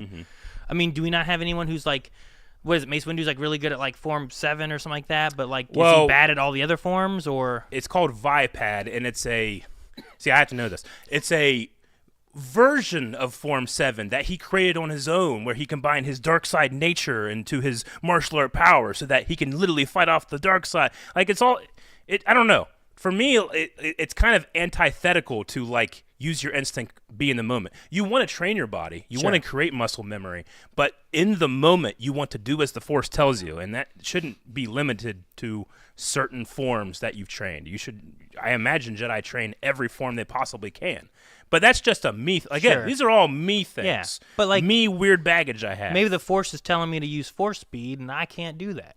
You know, so like maybe there's just elements like that. Like maybe even in Force, like all the Jedi learn to use the Force in different ways, right? Or they're proficient in certain ways. I think it might be similar to that, where it's like this person is this person is more of an aggressor. They should learn a more attacking stance so that they are prepared to be the aggressor, because that's how they typically are. Whereas maybe like Obi-Wan's not, so he learns more defensive forms of some sort of that. Doesn't mean they don't know how to attack either. It's just like this is the priority of how they prefer to fight, maybe. Yeah. But like I personally find it more limiting than and codifying than the concept of like midichlorians does, which people like they hate that you're putting this in a box. It's like I'm actually kind of cool with that. I don't like putting these things in a box. You know, there's a concept I have it written down here. It's called a tricata. A tricata in the Star Wars universe is a way of using your lightsaber. Apparently, it's dishonorable. Both the Jedi and Sith don't do it because the Sith think it's weak and the Jedi think it's dishonorable. And it's using your lightsaber's ability to turn on and off during a fight. Dang, man. Which is I love that so dumb. Why? I mean, that's the only thing that makes lightsabers more interesting than sword fight choreography. Sure. Or at least one of the main things. That should be used far more often. And the idea that this, even this term tricata was a fan concept that found its way into like one of the guidebooks or the role-playing books or something like that. And I just like every piece of like interesting choreography that I personally have seen uses that in a really cool way. Use it in a way you can't just use a sword. It's a lightsaber. Do it in an interesting way. But apparently you can't, because the Sith thinks it's weak and the Jedi think it's a dick move. Sure. I think it's so dumb. I mean, that may be like, I mean, you got to look at the Jedi as kind of like the samurai sometimes, right? And I'm sure there's things where it's like, well, you could do this. Like, that would be dishonorable. We would not do that. And it's like, I don't know why it's dishonorable. I'm just saying, like, that's just that's the mindset, right? Oh, that's like, what I'm being told. I can say I don't like that idea. Okay. Sure. I mean, I accept it. Sure. I don't start going to people being like, quit talking about Form 2. It's dumb. Dooku just is a great swordsman. He has style, not form. Because when you say Dooku uses Form 2 Makashi, now every other motherfucker that uses Form 2 is going to start, you know? I'm like, no, that's Dooku's style. That's his flair. Make characters with looks and silhouettes that I can identify, yes. But don't limit them to certain things they have to do. Do you think the style then is strictly his No, it? he can do a lot of different things. Okay. And in fact, I think his style was refined in the Clone Wars, where it's a little loosey-goosey in Episode 2, if you ask me. Okay. Yeah. Yeah, I don't know if I'll agree with it necessarily, because like I said, I'd probably put it closer to like martial arts and that kind of stuff, where it's like even like if you've done karate, like you learn the form of how to do it. Yeah. But that doesn't mean like when you go to fight someone, like we'll hop into a horse stance and then punch them because they're not going to move. You know, I get you, but I guess what I think about the process of learning, with the way that a Jedi is going to act, like they're not going to Form 2 tournaments.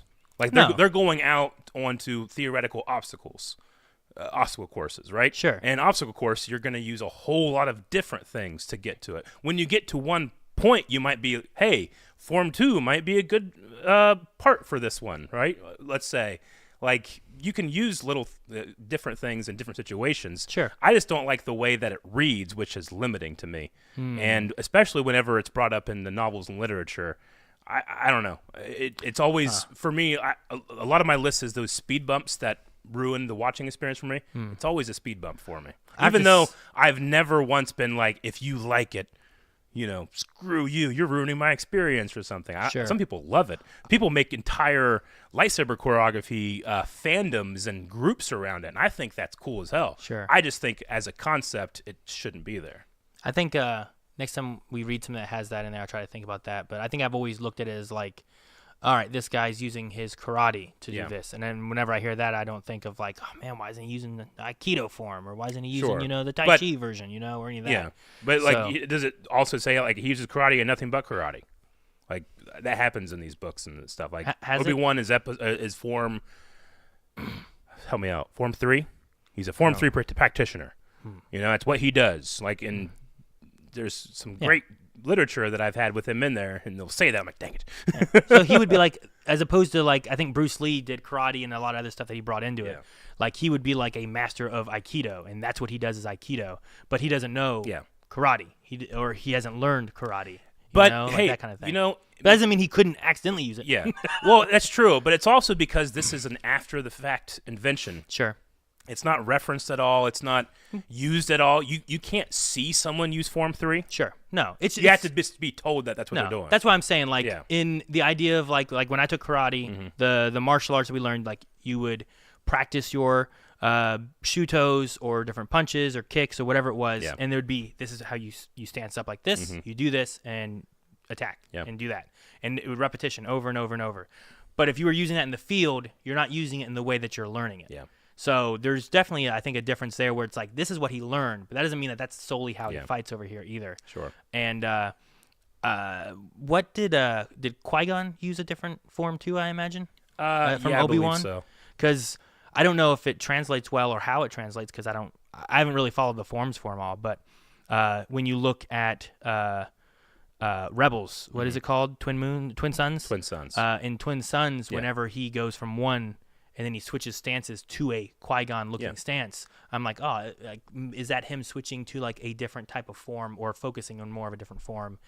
But then he doesn't do what Qui-Gon does, and he wins, Sure. So it might also be like, well, the reason Qui-Gon he didn't adapt properly like Obi-Wan did in this situation, or he's had time to think about it, or whatever the case is. So, but no, I get you. I don't want them to have to be painted into a box either, but I think I always thought of them as like different martial arts stances for Jedi. Yeah. And then like maybe someone's really good at 1 and 5, and like that's what they really studied. But it's hard to, like I said, there's so many martial arts. It's hard to be really good at all of them. Yeah. So you kind of focus on one and make that the main one you go for. I just always found this utilization to be a little lazy in that it'll like just tell me, oh, he's using Viapad, but you don't have to explain what's happening. You just tell me it's happening, especially in like literature. Gotcha. That'll happen. Our forms, but my biggest one is the Tricata thing. Have forms been heavy in canon now, or is that more of an extended they've been universe heavy thing? in canon since their inception. Because I know extended universe use that, but I was trying to think of how often I hear it or see it Yep. in like canon Star Wars that we've had. Yep. There's whole big sections in it, and the Path of the Jedi, Way of the Sith stuff. Those source books are really cool. Okay. I just don't like those parts. I'll read them. I still think the lore can be interesting, and even just because I don't like it doesn't mean I don't like accept it. I don't be like, no, I'm ignoring that. Like, it's obviously part of it. So many times when I'm watching something that Anakin does and it's super heavy-handed, I'll be like, Dinjum So. That's the form that he uses, and that's that super power strike. You can see Luke use. Like, I think that can be interesting. I just think it's like, as an actual thing, I just would rather not have it. Okay. Maybe next time we have more of it, think about it of like maybe they've experienced martial arts to a peak of this, but maybe it's not just like that's the only thing they do, and maybe we can see if it feels differently. I get that. I just don't know if that necessarily translates super well to what.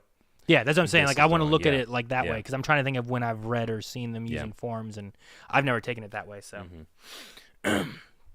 all right. So my next one that I really want to make sure I mention, I'm going to mention 2 here real quick. I've been talking about stuff from episode 6. Yeah. Back original trilogy, when I only had 3 movies, I didn't like Boba Fett's death. Yeah. More stuff has changed that after the movies came out, but Yeah. given that and the little time we had with him, I hated that. Of course you did. So I just wanted to say that real quick. It's not the same anymore, but If it was a satisfying death, you would have been more likely to be like, man, that was such a good ending for the character, but it's not very satisfying. No. It's funny. Yeah, I guess so. And it's really funny now because it's just a huge inconvenience. Yeah. I mean, inconvenience. The guy has to be in a Bacta tank and daydream like 6 times to heal, but still, it's kind of funny. But blind Han Solo just Yeah. being what? I love the idea because George Lucas, I mean, he's a funny guy. But like Empire's coming out and everybody's all hyped up for the Boba Fett character, and he's like, just a design. Joe Johnston designed him.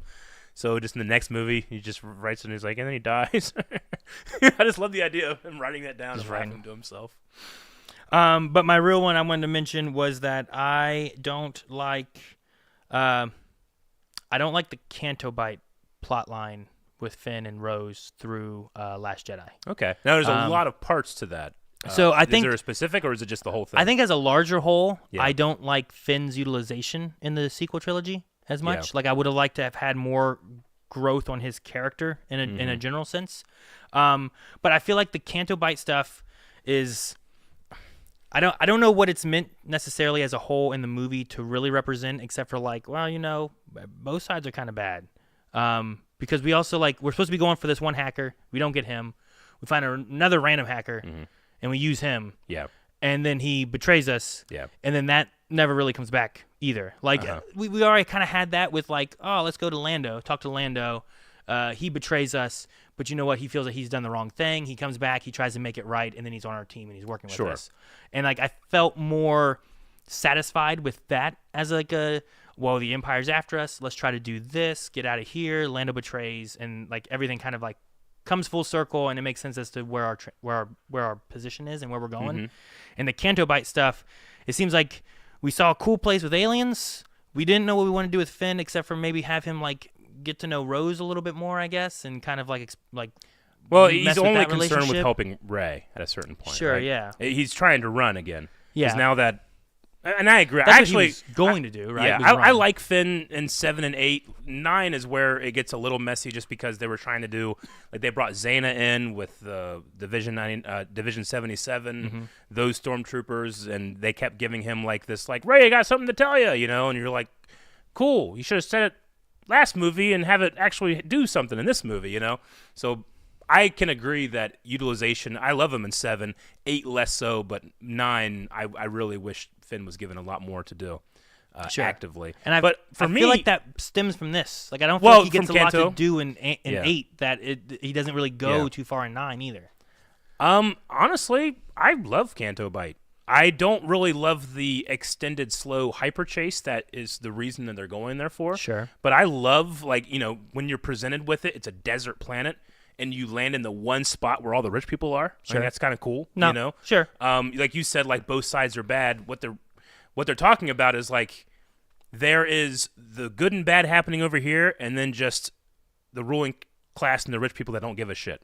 And that's what they're talking about with Canto Bight. Here are all the people that, as your Star Wars are happening, we're just living our lives, and we get to have happy lives. You don't, because you're not as privileged as we are. But we do. Look how amazing this is. We run these beautiful animals, for our enjoyment, and their slave masters are beating kids, there's some terrible stuff happening there too. But that is where the movie hinges its hope on as well. Even in that gutter where the worst people in the galaxy, you could say arguably some of the worst people in the galaxy live, there is hope, and there's those kids telling the story of Luke Skywalker, stories that Luke didn't even believe about himself, and now they're saying it, So all that stuff stems from Canto Bight. And it's also a classic, let's look at all the cool alien segments. We had some of it cut out, unfortunately. One with the best Warwick Davis alien design I've ever seen. Really? That didn't get to make it. But I like the I don't know. There's we usually see the dark and the gritty. Here's where the bounty hunters and aliens hang out. But there it's all prim and proper, and it's a lot more like galactic opera, like we kind of see in Episode 3. But you actually just get to see more of the actual people. So I love the world building of Canto Bight. I love the Canto Bight police. Their speeders and their outfits. Yeah. To be fair, they weren't featured super much, but I might like them more just because I have the action figures. I'm like, holy, these look cool, Sure, yeah. And I really like DJ's performance with the stutter. I think it's a really bold choice. Sure. And it all stems from Canto, so I think it goes for me. I just don't like that we have to go back to. Let's catch up with the slow chase, you know? No, I think I like everything that you're talking about. Yeah. And I think it's great to be able to go and have this alien section, but I feel like it does nothing for the story, and it doesn't come back around to where it really had any meaning for them to really go, except for like building the relationship of Finn and Rose so that there's the sacrifice type of play done later on Crate. Yeah, I mean, Rose is telling Finn about like, hey, this is because Finn's just trying to get away from the First Order. If I get away from the First Order, it's good. And she's like, it's not good. It's like this everywhere. Like he does learn those lessons, and it does get to the point like, okay, I'm not going to run. I'm going to sacrifice my life. But if you're going to do something like that, you got to make it count. You're just going to die. You need to actually, if you're going to risk your life, do it in a meaningful way. You know, like those lessons stem from that first conversation they have on Canto Bight. So I can't say like nothing comes back from it. But I mean, could it be better? Sure, but every scene could be better. You know, I don't know. Canto Bight doesn't bug me as much, but I can't tell you, and I won't tell you. You're wrong. You can't make the scene of Darth Maul showing up and igniting both sabers better. That's perfect. Yeah, it's pretty good. It's but pretty good. I don't know. It's been one of those things where I'm always like, man, if I just took this part out and just left Finn on this spaceship, I don't feel like I feel like we'd be in the same place we were. Yeah. And you could have maybe had him and Poe have some kind of different conversation to where they need to. I don't know. I feel like I wanted more out of that, and like Finn sticks around, I guess. But ultimately, going into the next movie from there, like I feel like. Since Force Awakens, like, okay, I like what they're doing with this character. Yeah. What's it going to be like in the future? And I don't think we get to where I'd like him to be, you know? I'd like to... I agree. And you're right. I mean, if you change Canto Bight, you might put him on a different road, on a different path, right? Yeah. If he doesn't go do that, he goes to do something else, and maybe we get the ball rolling a little bit more with him. Yeah. I would like to see Canto Bight more. If the Canto Bight expedition that he had, if all of it circled back around, but you somehow found a hint of Palpatine somehow within that, I feel like that just changed the whole thing because then it connects into the next movie too. I get you. You know, but like having DJ with the stutter and stuff, like I think the character's fine, but ultimately I don't know that meeting him really did much except for just betraying them and putting them back kind of in the same boat that they were in already. Whereas they were like looking at trying to save all the rebellion. Sure. And it's like, well, because he betrayed us, now we're in the same spot we were, and we don't really get anywhere further. But if you would have had something that maybe I don't know, like you said about like Luke Skywalker, but I feel like that hope I already got and understood from the first movie when they're like, you know, Luke's out there and we're looking for him, and you know we don't know where, you know, mystery, and like he's mysterious, and we hope that we can find Luke Skywalker and bring him back because he will help save us. And there's that kind of hope that I get from him there. And then it's completely dashed. Sure, yeah, right. Like Luke broke under the pressure of that hope. Which I have no problem with Luke Skywalker. I don't think in the way he plays out with that. I think it's done pretty well. It's just I think I wanted more out of Finn, and I just whenever I watch Episode 8 and the Canto Bight stuff, I'm always just kind of like, I feel like this could have had something more to add to this, or I could almost just erase this segment and feel almost the same as I do with the rest of the movie already anyway. So that's, I guess, why I don't. Like, I love seeing, I love the putting coins into BB-8 or whatever, you know, like all the aliens being there. Like, we don't even really get to talk to the hacker we're supposed to be talking to. Yeah. Like, there's so many elements that I'm like, I wish we could have gotten more out of this, and we just don't get that. Well, maybe we can agree on, like, would you like to see Canto Bight again? Oh, yeah. Because I personally would love, like, a show like Andor to go there. Because that place is really coded, I feel like, for, you know, to appreciate it, you got to be a little older, I feel like. You have to understand, like, hey, there isn't just good or bad guys. Like, there are just, like, there's things out there that, like, isn't about morality and the dark side and the light side. Some of it's just about money and greed, and there's nothing you can do about it. Sure. And then you can have Rose be like, well, there's something we can do about it. We can fuck up these streets, you know, and release the deer. You know what I'm saying? And it's this little acts of rebellion that go a long way. But I would like to see it maybe in a show with the tone of Andor, where we could really, like, what was someone like Cassian, who doesn't need to be told why this is bad. He knows why this is bad. That would be interesting. Yeah. Yeah. That'd be cool. That's a good one, though. I like it.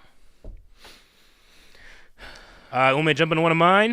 Yeah, I was looking to see what I had left, and I think I have like 2 things left. Yeah. So if you have, we can go through some. I have some like quick ones. If you want to rapid fire some quick ones. I suppose so. Why aren't Gamorreans fat anymore? What do you mean, why aren't they fat? They are noticeably slimmer than they were in Episode 6. Why do you have to like it's like reverse fat shaming? It's not. You're like, you're too healthy to be a pig. No, I'm demanding consistency. What do you mean? Are all Wookiees the same size? Are all Ewoks, do they all look the same? Do they put any fat suits in the Gamorrean suits that they make now? Do they put any fat suits? Yes. Like, do they put fat into the Gamorrean Yes. thing? I don't know. They do. So the only difference on your high and mighty horse of fat shaming is just more stuffing. But I mean, that's what fat is. It's more stuffing. I know. But why aren't we making them true to what they look like? Why can't sometimes, like, hey, you know what, these Gamorreans work on themselves Okay, and they are in shape. shape. Have one or two good, like, ones are like, these are ones that are in shape. I'm like, We oh, did. Sweet. We had 2 of them in Boca Boba, and you complained about it. Yes, I did. But every time we've seen them, we've seen them, they're smaller. They only made 2 suits. No, I don't know if they did or not. I don't know either. It might be the case, but I don't understand it. So there's those 2 Yeah. from Boca Boba, and then there's one that was in, like, an arena. And you know what? That was, like, an arena, like, Gamorrean, right?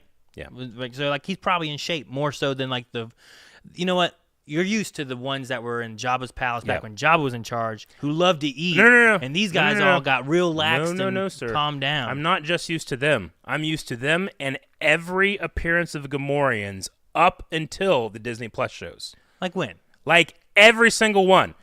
Okay, Jabba's Palace, episode 6, done. This is extra information. There's no Gamorreans in episode 4 or 5, right? Just not just the movies. We have a Star Wars podcast where we talk about almost anything but the movies sometimes. Yeah, no. You know, Yeah, they're all over the place. Where's another one? I can't name them all off the top of my See, head. exactly. Because there's so many. I can't grab one cup of water from the rushing river, Aaron. The rushing river of Gamorrean fat. I don't feel too strongly about this one, but it speed bumps me every time we see it because when I was a kid, I was drawing every Star Wars alien, and I just know exactly how fat they're supposed to be, and they are half that fat. I commend them for their working out. I don't think it's a matter of food of management. And see, so you're saying that the costume designers are looking at it and like, you know what? This is insensitive to pigs. What do you mean? Well, like, at what point is it all in the future past episode 6 that we're getting these smaller Gamorreans? So far, So, like, after a point, they got cushy jobs with Jabba the Hutt, and then Jabba the Hutt died. as a species. Well, I mean, how often do you see Gamorreans? That's what I'm saying. How often do we see them? I don't know. Do we We've see seen them in their natural planet habitat? We've seen at least 4. We have the 2 in Book of Boba Fett, and we have the 2 that were fighting in Mandalorian. They're not the same 2 characters. But both of those are like they were the exact same size. They could have came from Jabba's palace and be like, you know what? Now we really got to work for it because we had that cushy job with the Hutts, and you know they're all dead, and now we can't just eat all the frogs like we used to. Because Bib Fortuna is, and he's real fat. He ate them all. He ate all the frogs. Rapid fire. Sorry. That was one. Bouncing X-wings in episode 4 bug me. When they're in space? Yeah. Does it bug you? They're turbulence. I know. I don't know. But and it's one of those things in episode 4 no one cares because that was the first movie and that's just what it looked like. And we're like, how do we give motion to what is ultimately just a box we're shooting? It's like, just do this, you know? I get it. But every time I watch it, and it doesn't happen in any other time, it always bugs me. Rapid fire. I don't like the bouncing X-wings. All right. Man, I have a lot, Aaron. I knew it. All right, here, I'm going to name this one. Okay, you go one. Episode 3, I wish that we did more with Palpatine versus the Jedi. Whenever Mace comes in with people, right? That's my number 1. That's your number 1? Mace versus Palpatine is the worst lightsaber fight on Oh, man. I wasn't even camera. just counting Mace versus on Palpatine. camera, including all the TV shows and the Clone Wars. Like, what we get with Savage and Darth Maul is the thing I wanted Palpatine to do in Episode 3. Yep. You know what I mean? Like, he should have came in there, and I wanted, like, I mean, he kills him real quick, but it's like, oh, all right, I guess. But I just wanted more out of that. Yeah, and it would. The sad thing is that it was there. It was done. Nick Giller's no fool. He had it choreographed. He had it previs shot. You can go watch it, and it's awesome. And George Lucas came in and ruined it all. And I've never had one person be like, actually, here's a good point. But it actually makes sense now. It's always been like, yeah, well, you don't want to show the next fight, 2 fights that happen, you know? But what happened is that Lucas was all up in his own ass about the compliments he was getting about you got Ewan McGregor and you got Liam Neeson to actually go on screen and fight, and you can see their emotions, and they're so good. And like, yeah, that's awesome. But you know what that had? Ray Park. They had a wushu champion that you're fighting. And you, as a person that's done a lot of lightsaber choreography in your life, you know if one person knows what they're doing, they can make both people look like what they're doing. It ups everybody a little bit. And you know who didn't know what they were doing? Anyone? Sam Jackson and Ian McDiarmid. Sure, and whoever had to play alien masks. Yes. And Lucas came in and it's like, no, I want to see their faces. I want to see these shots. And Nick Gillard is like, yeah, we can do that for like insert shots though, because we can't do that. Like, let's just do what we did for Dooku and let's replace their faces. And Lucas is like, no. I know what I'm doing. Do this. And what's Nick Gillard going to do? He can't do anything. So they shoot that. Half the shots are just slow, uninspired. Sam Jackson looks like he has no idea what his next move is going to be, and Ian McDiarmid looks like he's in pain. No, because he's also having to pull these ridiculous, like, dramatic mask faces, like very Chinese opera. Like, Lucas will just have all these ideas, and he'll throw them all at the wall, and they'll stick. And sometimes it's genius, and sometimes it's not. And this time, for me, it is the worst lightsaber fight on screen. I mean, I think so too. Yeah, I don't think there's. I mean, I even enjoy like Episode 2's like fights. Yeah. Like there's Dooku who's like, well, that's not Christopher Lee and stuff, but it looks better than this does, and I just wanted more out of Palpatine finally unleashing because like you get that a little bit whenever he's fighting little green CGI Yoda, a little bit, but like him unleashing after being hidden away for 3 movies here, and he's like being hiding. I'm not Sidious. He's supposed to. I mean, he turns into a tornado. Like, he literally is a tornado. He jumps down and spins at him. And he steps there, and all the other Jedi go like, ah! And they just get stabbed, Yep. You're supposed to be able to see the Dark Lord of the Sith revealed at last. And I don't feel like you see that. No. You're supposed to hinge the entire trilogy on this fight. This is what turns Anakin Skywalker. Mace Windu refuses to take this man into custody, and he's going to kill him. That's what turns Anakin. And it's just something about, like, the blocking, the shot choices, the choreography, and the performance that does not work for me and never has. Yeah. And then it feels like because you don't feel like Sidious is super strong in that moment, him just going like, ha! Just throwing out the window, I'm kind of like, all right. Yeah. That's where we went with that. Yeah. So I don't know. But yeah, that was one of my top ones as well. The directing in that scene is subpar, unfortunately. I got to go hard because when I don't go hard, when I go nice, I go hard when I'm nice. I got to go just as hard when I'm going bad. All right, what were other things you had for okay. Did you have any other rapid fire things? Yeah, everybody knows this. I do not like the Inquisitor lightsaber. Oh, I don't like the way you hold. I don't like the way it's utilized. I don't like a lot of things about it, but I think for characters that are meant to just hunt Jedi and be intimidating, but in a technological way like the Empire is and not in a spiritual way like the Jedi are, I think it works. I just dislike it. It's a human Inquisitor or whatever humanoid-y Inquisitor form of General Grievous being like, I learned your Jedi arts from Dooku. Yeah. It's like, Dooku taught you to do this? What do you mean? All right, spin your lightsabers in your hands and walk forward. And pull out 2 more from your other 2 hands. Like, Dooku didn't teach you this. What are you talking about? And cough. So I get you. Yeah, it's the same. It's like intimidation, just being scary, and I don't think they spend that much time training their Inquisitors. Yeah. So it's a supplement to make them better and intimidating. So everybody knows I don't like them. I don't like that they can fly, but I will pinpoint the moment I hate them the most.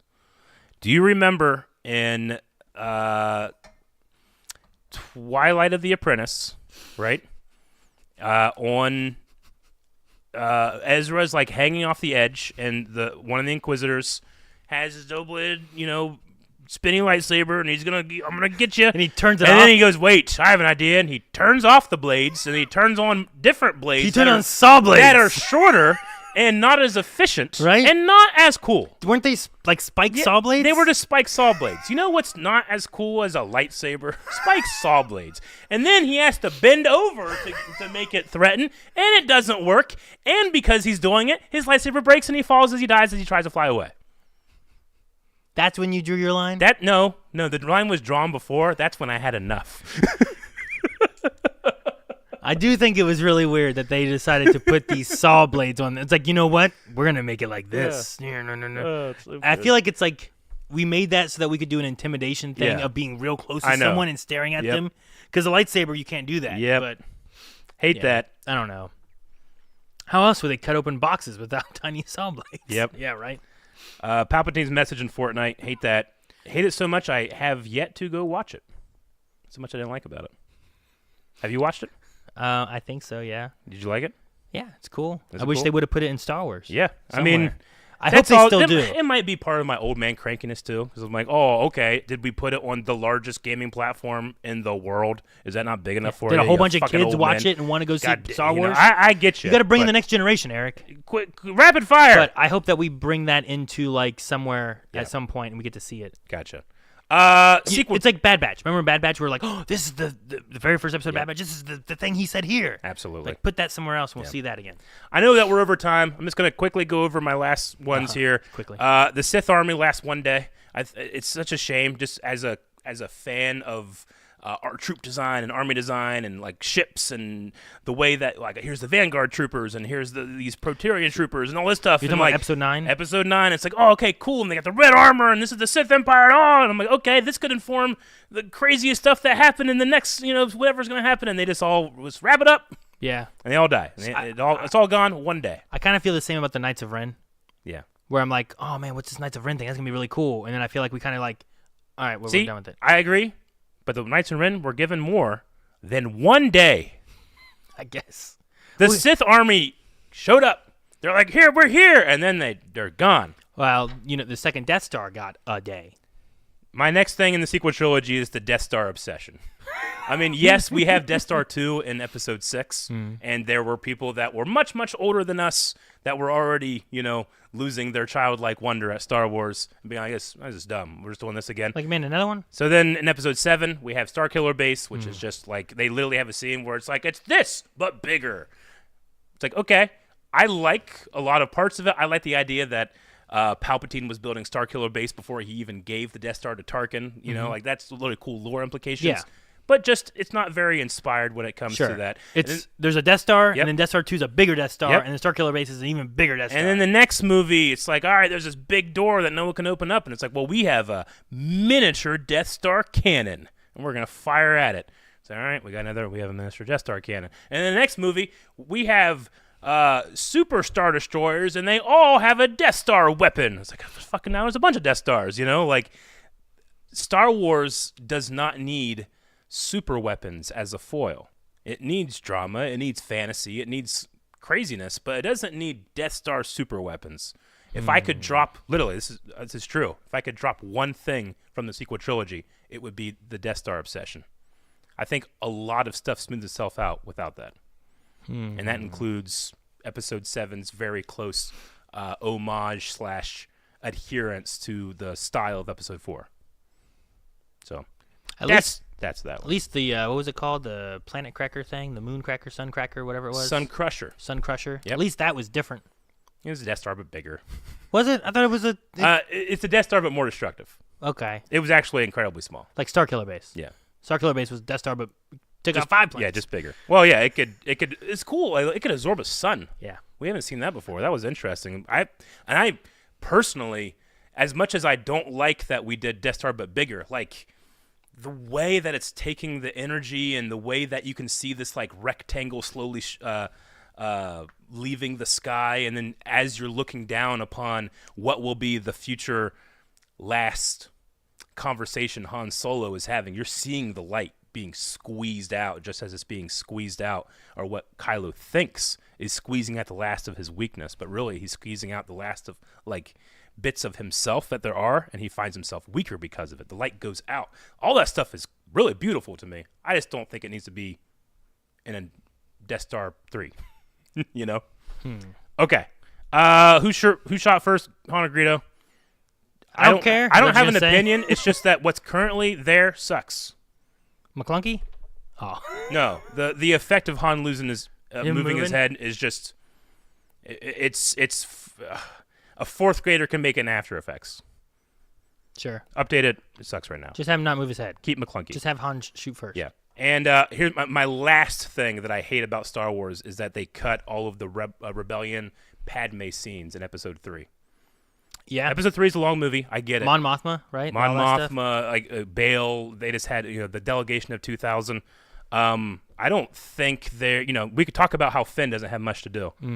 Padme in Episode 3 is just she's preggers. Yeah. And doesn't do anything. And then she's sad. And then she's so sad she dies, despite having two new people that rely on her. Sure.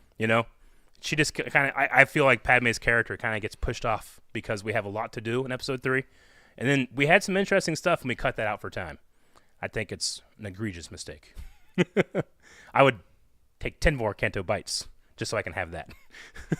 Sure. I mean, I guess that's the thing. If Canto had at least utilizing Finn is what it did, but you just cut out Padme entirely. Yeah.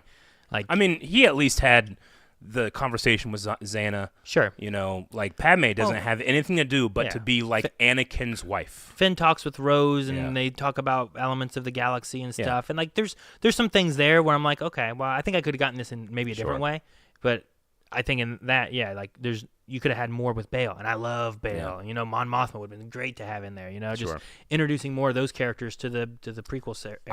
I'm super glad. I mean, gracious even that George Lucas and Dave Filoni decided like, hey, let's do more Padme stories in the Clone Wars, because I don't think anybody was asking for it, because they didn't get people being like, oh, I love the Padme stuff, do more of that. I think that maybe they realized, hey, the Padme stuff's been fumbled. Let's do it right. And Padme is everything that I think Leia would look up to in the Clone Wars. But I don't feel the same way in Episode 3. But dark times. Sure. Yeah. All right. Well, the only thing I have left on mine, which is I pretty much covered. Essentially, number 1 and 2 for me was the dagger and the Palpatine versus the 4 Jedi. Sure. My main thing, the first thing I thought of when I was like, what do I not like about Star Wars, was the fandom, or the online fandom, more specifically probably, was like the first thing where I was like, I hate that, like, Ahmed Best or, I can't think of the actress who plays Rose. Yep, I got it. It's right on the tip of my tongue. Mm-hmm. So just letting you know that. But like, you know, the fact that they've had to like pull away, or they had to delete social media, or that they felt, even Hayden Christensen, like I hate that it's not just about like, here's the art and what I do or don't like about it. It turns into like, that's the person that's gonna get on. Kelly Marie Tran. Yeah, Tran. Kelly Marie Tran. I'm listening.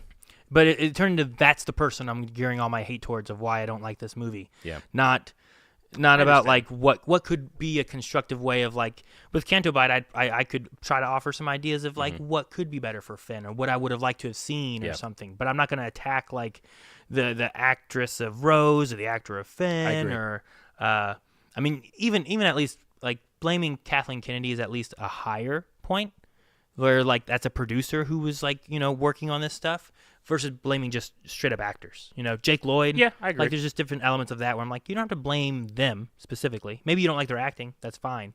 But like, if you don't like George Lucas destroyed my childhood bringing in the prequels, you don't have to blame Jake Lloyd for that. Just blame George Lucas then, the guy who's creating it. Like, I'd rather go that route than blaming specific actors and actresses. But then also just, it turns into such a thing of like, oh, you don't like that? Oh, you do like that? And it's like, then it's a hate battle back and forth. And I'd rather have the conversations like we have, or I've had conversations with other fans where it's like just a conversation. Okay. And then sometimes you can talk it out and you're like, you know what? Maybe I'll look at that again and see if I look at it a different way. Or, you know what? I understand what you mean. I wish they would have done it differently. I 100% agree with everything you say, but you know why it is the way it is? Because what you just said about, like, let's actually talk about these things and like go over some of their points. Maybe we can find like some agreements.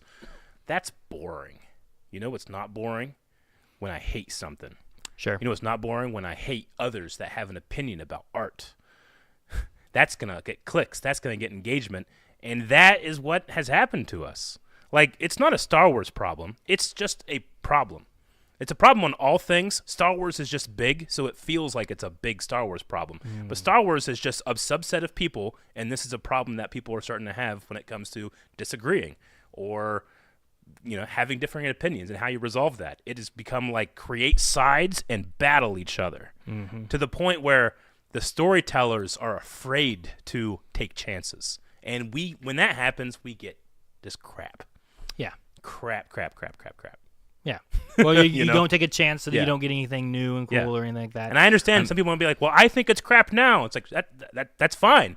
You can express yourself 100%. I love when people express themselves. I have really good friends that do not agree with me on certain things. Me and you don't agree with about certain things, especially about Star Wars. but we have a good time doing it together, you know? Sure. There is no, let's have a good time. Like, I used to go online, I'm like, I'm going to have a great time, you know, talking about the prequels. And I had to sidestep these 40-year-old, 50-year-old people that were mad that they couldn't watch something with childlike wonder. You know? No, I get you. And I'm like, okay, Well, I'm sorry, but if you can't watch it like a child anymore, it's probably you might have outgrown this thing, you know? Yeah. I'm still very childlike in a lot of my enjoyments. Yeah. Like it's just what I like to do, and I like to come to especially these new movies, especially when they hire storytellers that have something to say. Like, some people don't like The Last Jedi. I love The Last Jedi. The Last Jedi is Rian Johnson's response to what Star Wars makes him feel, which is like, when I was a kid, this stuff was so important, and you could do anything. And now I'm an adult, and I don't feel like I can. And that's Luke Skywalker. And Luke Skywalker finds the strength to say, I can one more time, just like Anakin Skywalker did. I can do the right thing one more time. That's such great stuff. Mm-hmm. So I'll always jump in there with a storyteller, not so much with the fandom at large, because I think there's a sickness happening. Sure. So my advice, and you do the same thing, is literally just spare yourself. You will have a greater time if you don't engage with that content. Sure. Yeah. No, and I try to do that. Mm-hmm. I also and we talk about like trailers and stuff I don't necessarily try to jump into. I don't Yeah. try to get a bunch of the information before watching, just because it's fun to experience it from the storyteller perspective versus like, I already know these twists and turns, so now I'm not surprised for them. But there's so many things that I wish that we would have gotten that have been canceled, and I feel like some of it's because of the outbursts online, where I would have loved to have seen what they might have done with Darth Maul after the events of Solo. But because so many people were like, Solo, and it's so bad, and there's no, and I'm like, I've rewatched it recently, and I'm like, Solo's a pretty good movie. I don't understand the hate for it. It's a shame we don't have a sequel to it already. No, like there should have been that, or what they could have done with Boba Fett, or what they could have done with Darth Maul and Ray Park and Sam Witwer kind of being Darth Maul together on screen would have been so cool. But we didn't get any of that, and they've also, Disney have had I feel like they've jumped around on, let's do sequel trilogy. No one liked that. Let's bring back prequel stuff. We're going to touch on that. It was like, we have to touch on original trilogy. We'll bring in prequel trilogy. Don't touch sequel trilogy. Now we can touch sequel trilogy. And I feel like that's because the fandom has been so vocal on what they don't like. They're trying to pick and choose where they should put stuff to hopefully appease as many as they can. But because of that, they don't get to naturally just tell the stories they want to tell, or that they can tell.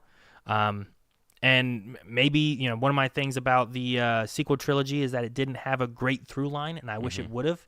Getting someone like Dave Filoni or someone like that, who I think really feels the same way like we do about Star Wars, and he wants to have that constant, like, this is what it's like, here's what the story is, here's where we're going, to the point that Sam Witwer can bring up, like, well, Padme and the mom already met. He's like, dang it, all right, we're going to have to change that. Like, that's something that he's concerned about and wants to be able to work with, and hopefully we can get more of that in the future and less of the hate aspect of it all. Hopefully we can. I mean, one of the reasons that Aaron and I decided, like, hey, let's take all of our Star Wars love and put it on a channel is because we could see there was a need for a channel like this where you can come and just enjoy something. I'm not saying you have to enjoy something, but you don't need to come here and be told why everything that you think and feel is wrong. There are so many channels out there that engage you in that way to earn money from you. We operate this channel at a loss, like, we do this just for the passion. Like, we could be spending our time and doing a lot more monetary profitable things, but Star Wars is such a love in our life, and we also kind of feel its burden as people that people literally come to see, like, what did you feel like, to get that information out there, to get these feelings out there. It's why we're trying so hard to go over every piece of Star Wars media that there is. It's why we're doing new things like this coming Saturday's Son of Dathomir, where we just have so much fun. It was a lot of fun. And as much as the first video that you're going to be watching on Saturday is fun, May 4th video is even better. So there's a lot of things to be excited by and to be happy by. And as we just talked about for the last too long, things that you don't like, you can talk about it in a fun way. Yes, very much so. And we will talk about it in a fun way again on May 23rd when we come back with our next Badonkagonk. And we're going to be covering the book Queen's Shadow. Yes, sir. E.K. Johnson. Queen's Peril. Queen's Shadow was the last one. Queen's Peril, E.K. Johnson, is the second Padme. Queen's Peril. Okay, yeah. All right, cool. Well, we're going to watch that or read that, talk about that all on May 23rd. But make sure there should be a premiere already set up for Son of Dathomir you can find right here on Wave Squadron. So go give that a follow, and Eric and I should both be able to hopefully talk with you guys a little bit as that's going on and enjoy the chat as the premiere happens. And if you see a Gamorrean out in the wild, give them some sandwiches. They're hungry. Bye, everybody. We're going to be here before we know it, August 2nd through the 4th. It is Blind Wave University is the theme this time, and we are hosting it at Marietta College. Remember, tickets are limited and on sale now. Head over to blindwave.com/wavecon to buy your tickets today and enroll in Blind Wave University. Class dismissed.